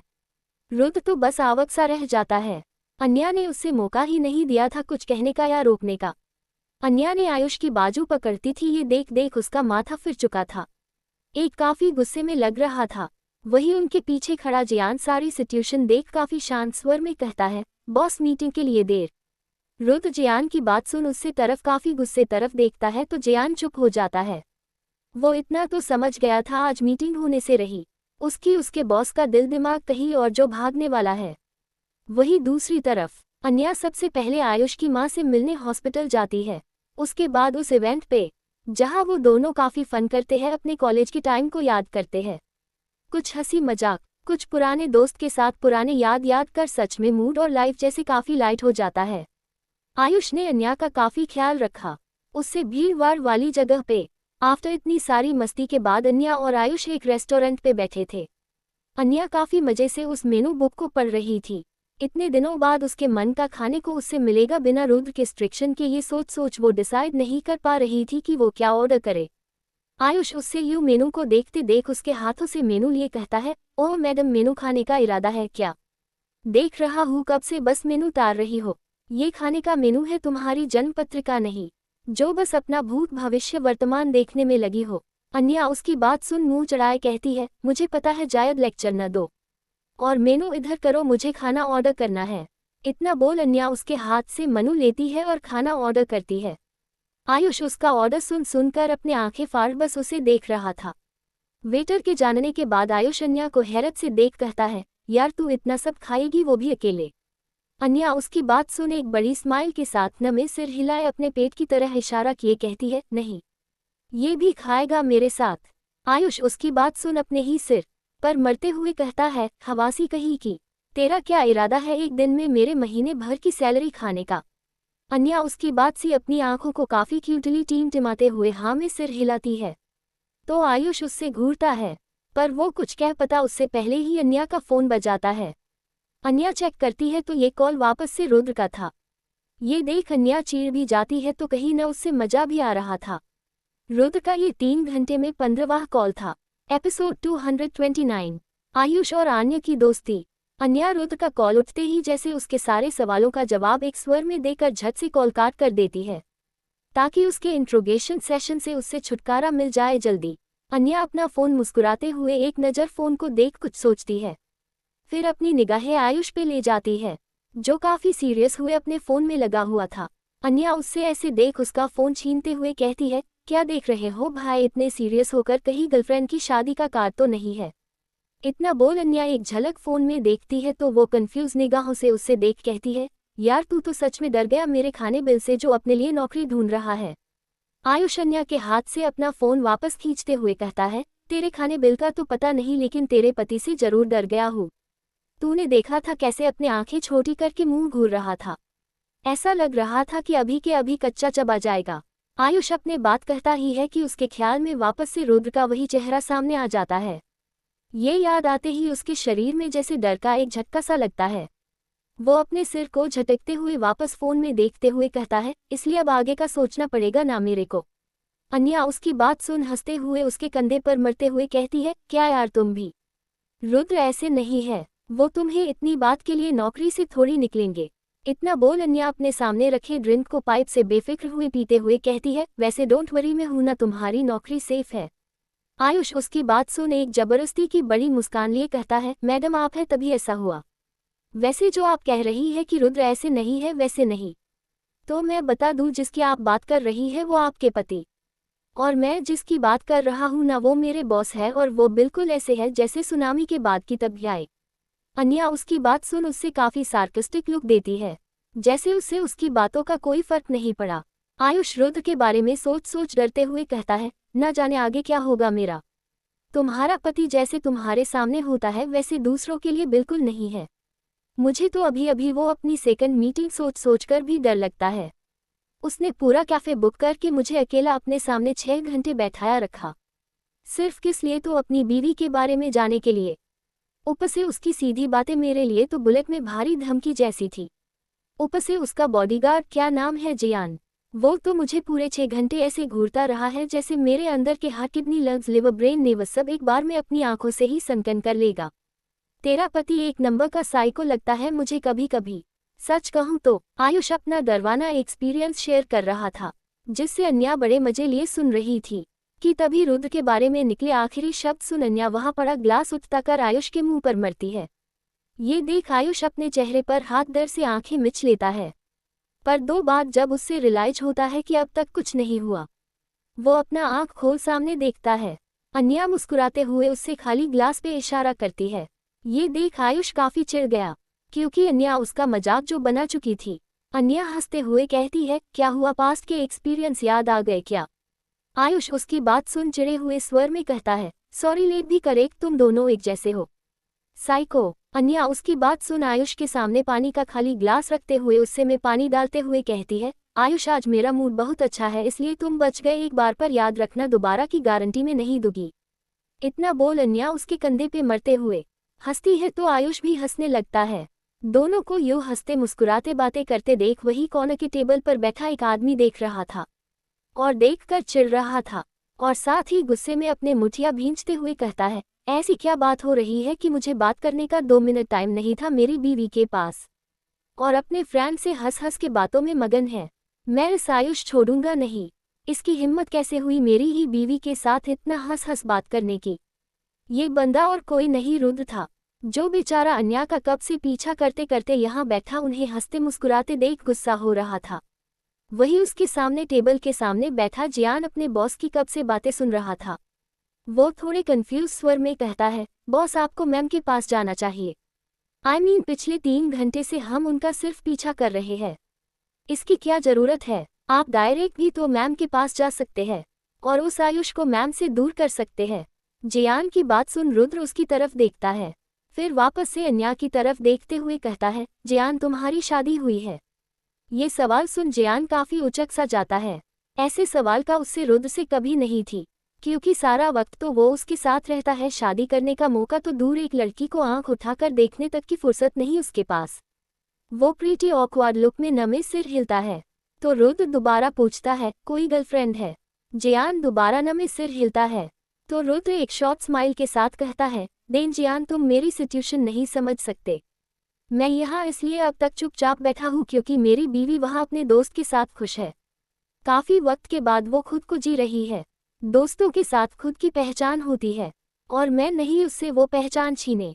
और रही बात यहाँ होने की, तो मुझे उसकी फिक्र है, एटलीस्ट मेरे आंखों के सामने तो है। रुद्र इतना बोल प्यार से अन्या को देखता है। जियान रुद्र को देख और भी ज्यादा कंफ्यूज हो चुका था क्योंकि उसके बॉस में मूड स्विंग तो अब उसकी समझ के पड़े था। वो सेम पल में आयुष से जेल्स भी होता है और अन्या को खुश देख खुश भी। पीछे 3 घंटे में उसने न जाने आयुष पे कितनी ही बार गुस्सा किया, उससे भला बुरा कहा जला, लेकिन अपनी हद नहीं तोड़ी। वो अन्या को ये फील बिल्कुल नहीं करवाना चाहता था कि वो उसके लिए इनसिक्योर है। हाँ, लेकिन वो कितना जेल्स है उसने अन्या को बार बार कॉल कर ये जरूर रियलाइज करवाया। तभी रुद्र की नज़र आयुष पे जाती है, जो टिश्यू पेपर लिए अन्या के मुंह साफ कर रहा था। ये देख जैसे रुद्र का साबर जवाब दे दिया, वो मुंह कसते हुए उठता हुआ कहता है, इस आयुष को अब छोड़ूंगा नहीं। इसकी हिम्मत कैसे हुई मेरी बीवी के करीब जाने की? रुद्र इतना कहे आगे बढ़ता कि जियान हराबरते हुए सामने आते हुए उससे रोकता है और कहता है, बॉस रुक जाए, अगर आप मैम के सामने गए तो हम मैम को क्या बोलेगी? बॉस शांत हो जाए, आप बाद में उससे आराम से देख लीजिएगा। जियान की बात सुन रुद्र एक नज़र उससे देखता है, फिर कुछ सोच वापस बैठते हुए गुस्से में कहता है, इससे तो अब मैं बताऊंगा बॉस की बीवी के साथ क्लोज होने का अंजाम। रुद्र अपनी बात कहे अपने दांत पीस हो रहा था कि तभी उसकी नज़र वापस टेबल पे जाती है जहां अन्या और आयुष नहीं थे। ये देख रुद्र असमंजस में कहता है, ये दोनों कहाँ गए? जियान भी रुद्र की बात सुन देख आसपास नजरें घूमते हुए बाहर की तरफ इशारा करता है। रुद्र और जियान जैसे ही उनके पीछे जाने के लिए उठता है कि तभी एक वेटर उनके सामने आते हुए काफी रिस्पेक्टफुली कहता है, सर बिल। ये सुन रुद्र कुछ कंफ्यूज सा उससे देखता है। जियान भी आगे बढ़े कहता है, बिल? पर हमने तो कुछ खाया ही नहीं, तो ये किस चीज का बिल है? ये सुन वेटर अन्या वाले टेबल की तरफ इशारा किए कहता है, यस सर, ये आपके खाने का नहीं बल्कि उस टेबल पे जो मैडम बैठी थी ना, उनके खाने का। उन्होंने कहा है उनका बिल आप ही देंगे क्योंकि ये आपकी ड्यूटी है। अन्या का जिक्र सुन रुद्र और जियान दोनों को काफी हैरानी होती है। दोनों एक दूसरे को सवालिया निगाहों से देखते हैं। उन्हें ये बात का बिल्कुल अंदाजा नहीं था कि अन्या को पता है कि रुद्र यहाँ है। एपिसोड 330, एक अंजन की आहट। रुद्र खाने का बिल दिए बाहर आता है और अपने पास खड़े जियान को काफी बुरी तरह घूरता है। जियान रुद्र का ये लुक देख कुछ सहमे हुए अंदाज में अपनी आंखें नीचे कर कहता है, क्या बात है बॉस, आप मुझे ऐसे क्यों देख रहे हैं? क्या मुझसे कोई गलती हुई है? जियान की बात सुन रुद्र अपने आंखों को उस पे वैसे ही गिराए अपनी एक आईब्रो उचकने हुए अपने एक उसकी तरह आगे लिए कहता है, जियान तुम्हारा बॉस कौन है? ये सुन जियान खुद में कंफ्यूज सा उससे देखता है। ऐसे सवाल की उससे उम्मीद नहीं थी, लेकिन वो अपने चेहरे पर बिना किसी सेकंड लिए कहता है, आप बॉस। रुद्र उसी अंदाज में कहता है, तुम किसके ऑर्डर मानते हो? जियान, आपके बॉस। ये सुन रुद्र अपना दूसरा कदम आगे बढ़ाए उसकी आंखों में घूरते हुए कहता है, तब तुम्हारी वफादारी किसी तरफ होनी चाहिए। रुद्र को ऐसे देख जियान कुछ सहमा तो जाता है, लेकिन खुद को न खोते हुए वो साफ लफ्जों में कहता है, आपकी तरफ बॉस। मेरी वफादारी शुरू से आपकी तरफ ही है। जियान की बात सुन रुद्र एक झटके में अपने कदम पीछे लिए सामने देख सोचने लगता है, क्योंकि जियान की आंखें उसके एक्सप्रेशन कहीं से नहीं लग रहे थे, वो उससे झूठ बोल रहा था। वही जियान रुद्र के ऐसे अचानक सवाल और बिहेव को देख पहले तो कंफ्यूज होता है, लेकिन अगले ही पल सारी बातें को रिकॉल कर कहता है, बॉस मुझे नहीं पता था कि मैम को पता है आपके उनके पीछे आने के बारे में, और न मैंने बताया। मैं तो पूरा दिन आपके साथ है, न जाने मैम ने कब कैसे आपको देख लिया। जियान की बात सुन रुद्र कुछ सोचता हुआ अपने माथे पर हाथ फेरता है। उससे बस यही लग रहा था अन्या को पता है तो अब उससे नाराज होगी, क्योंकि कहीं न कहीं उससे लग रहा था कि अन्या आयुष की दोस्ती को जज कर रहा है। यही सब सोच सोचकर बेचारा रुद्र को समझ नहीं आ रहा था अब अन्या को कैसे समझाए अपनी सिचुएशन। जियान अपने बॉस को यूं इतना सोचता देख हैरन के साथ कंफ्यूज भी था, क्योंकि उसकी नज़र में उसके बॉस तो वो है जिसके सामने प्रॉब्लम टिक नहीं सकती। रुद्र कभी भी इतना नहीं सोचता, ना जंग में न बिजनेस में, पर यहाँ अपनी ही बीवी को फेस करने पे वो इतना सोच रहा था। ये उसके लिए काफी आश्चर्यजनक था। अब बेचारे जियान को क्या पता उसकी लेडी बॉस का रो भी कुछ ऐसा है कि उसके खुद के बॉस की हवा टाइट हो जाती है। आखिर बीवी तो बीवी ही होती, चाहे पति कितना ही बड़ा शेर क्यों ना हो। अब ये बात जियान जैसे सिग्नल लोग कैसे ही समझेंगे। जियान कुछ पल ऐसे अपने बॉस को देख धीरे से कहता है, बॉस क्या हम घर चले? ये सुन रुद्र काफी बुरी तरह देख बिना कुछ कहे बस आगे बढ़ जाता है। जियान की आज रुद्र की नजरों से ही जान निकल रही थी, पर वो जल्दी ही खुद को संभले कार की तरफ आता है और आगे बढ़ रुद्र के लिए कार का डोर खोलता है। रुद्र अन्या के बारे में सोचते हुए बेख्याली में जैसे ही कार में बैठता है तो अपने बगल वाले सीट पे अन्या को अपनी आंखें बंद किए आराम से बैठे देख हैरान रह जाता है। उससे तो समझ नहीं आ रहा था जिस सिचुएशन का प्रिपरेशन वो रास्ते भर करने का सोच रहा था उसका सामना एक ही पल में हो जाएगा। उससे अब जियान पे गुस्सा आ रहा था। उसने ही रुद्र को घर में जानने का बोला और ये नहीं बताया कि अन्या उसकी ही कार में उसका इंतजार कर रही है। जियान भी जब आगे बैठता है तो पीछे का सिचुएशन बैक मिरर में देख समझ जाता है कि आज उसकी अंतिम राइड है। रुद्र की निगाहों से उससे साफ लग रहा था कि अब वो बेचारा बचने से रहा। वही रुद्र एक नज़र अन्या को देख खुद को नॉर्मल किए मुश्किल से कहता है, वाइफी तुम यहाँ? मेरे कार? तुम तो। रुद्र इतना ही कहता है कि अन्या अपनी आंखें खोल उससे देखती है। अन्या की आंखों में देख रुद्र कुछ कह पाता उससे पहले ही अन्या हल्का मुस्कुरा कर उसके करीब आती है और उसके बाजू को पकड़ उसके कंधे पर सिर टिकते हुए कहती है, हाँ मैंने और बेबी ने आपको आज बहुत मिस किया। मैं बहुत थक गई हूँ और आपके सिवा मुझे कहीं सुकून नहीं मिलता, इसलिए अब हम दोनों को आपके करीब रहने दे। इतना बोल अन्या दोबारा अपनी आंखें बंद कर लेती है। रुद्र ने अन्या का इतना लाइट बिहेव तो एक्सपेक्ट बिल्कुल नहीं किए था, पर उसे यूं शांत खुद के करीब देख रुद्र के भी दिल को तसल्ली होती है। वो भी काश कर अन्या का हाथ पकड़ होले से उसके माथे को चूम लेता है और अपना सिर टिकाए बस अपनी आंखें बंद कर लेता है। दोनों दिन भर एक दूसरे के आसपास होकर भी दूर थे और इन पालों में दोनों में से किसी को सुकून नहीं था। मोहब्बत का सुकून ही कुछ ऐसा होता है कि अगर साथ हो तो महलों में मिलता है और छोटी सी कुटिया में भी बस साथ होना चाहिए, और अगर इस साथ नजर लग जाए तो जिंदगी बेजान सी लगती है। वही कुछ दिन और बीते। रुद्र की स्ट्रिक्टनेस में वो पल अन्या के लिए चिढ़ने वाले भी तो खुशी वाले भी, गुस्सा वाले भी तो नाराजगी वाले भी, तो कभी रूठने और मानने वाले भी, जैसे भी दोनों के लिए वो पल काफी खास थे। रुद्र कभी अपने इमोशन शब्दों में बयां नहीं कर पाता था, लेकिन उसके जेस्चर ये बयां करने के लिए काफी था कि वो अपने बच्चे के आने का बेसब्री से इंतजार कर रहा था। वही एक शाम एक होटल में रुद्र किसी मीटिंग के सिलसिले में आया हुआ था। काफी लंबी मीटिंग के बाद रुद्र जैसे ही फ्री हुआ तो उसकी नज़र अपने फ़ोन पे जाती है जहां अन्य के 5-6 मिस कॉल थे। रुद्र अपनी घड़ी देखता है, टाइम आज थोड़ा ज़्यादा हो गया था। रुद्र जियान को कार निकलने का कहता है और खुद अन्या को कॉल लगता है, पर शायद नेटवर्क इश्यू के कारण फ़ोन नहीं लगता है। ये देख रुद्र नेटवर्क के ट्राई में कॉरिडोर की ओर आ जाता है। रुद्र का पूरा ध्यान उसके फ़ोन में था। वो अपने कदम नेटवर्क की तलाश में बढ़ाए जा रहा था कि तभी किसी से उसकी जोर की टिकार सी हो जाती है। वो कोई लड़की जो सीधा रुद्र के एक साइड के बाहों में गिर सी गई थी। रुद्र ने भी बैलेंस बनाए उस लड़की को होल्ड कर लेता है। इस लड़की का सिर थोड़ा जोर से रुद्र के शोल्डर कर लगता है। वो दर्द से हलक कहराते हुए अपने माथे को सिहालती है तो रुद्र उससे देख जल्दी से कहता है, मिस आर यू ओके? उसकी आवाज़ सुन लड़की कुछ हैरान हुए अपनी पलकें उठाए रुद्र की तरफ देखती है कि रुद्र का ध्यान उसके फ़ोन की घंटी पे जाता है। ये देख रुद्र जल्दी से उस लड़की को ठीक से खड़ा करते हुए जल्दी से कहता है, सॉरी माय मिस्टेक। इतना बोल रुद्र तो वहाँ से जल्दी से निकल जाता है, लेकिन वो लड़की अब भी हैरान हुए बस रुद्र को जाता हुआ देख रही थी। उसके हाथ हल्के थरथरा से रहे थे, जिसमें काफ़ी मुश्किल से चंद लफ्ज निकले, डो।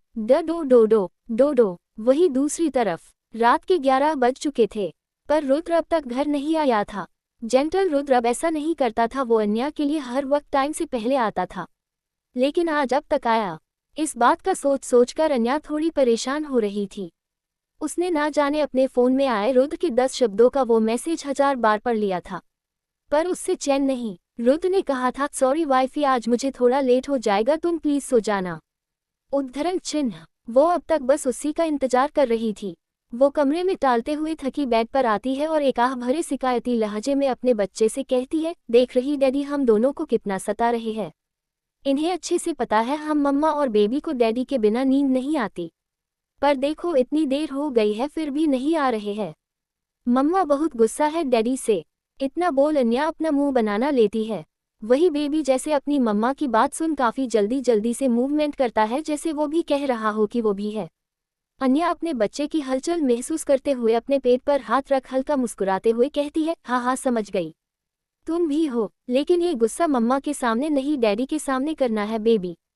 जब वो आएगी तब आप दिखाना अपना गुस्सा, और बात भी मत करना डैडी से, मम्मी भी नहीं करेगी। इतना बोल अन्या बेड से टिकाए अपने पेट पर प्यार से हाथ फेरते हुए अपने बच्चे को प्यार करते करते रुद्र का इंतजार करने लगती है। पर रुद्र नहीं आता, लेकिन उसके इंतजार में अन्या की आंख जरूर लग जाती है।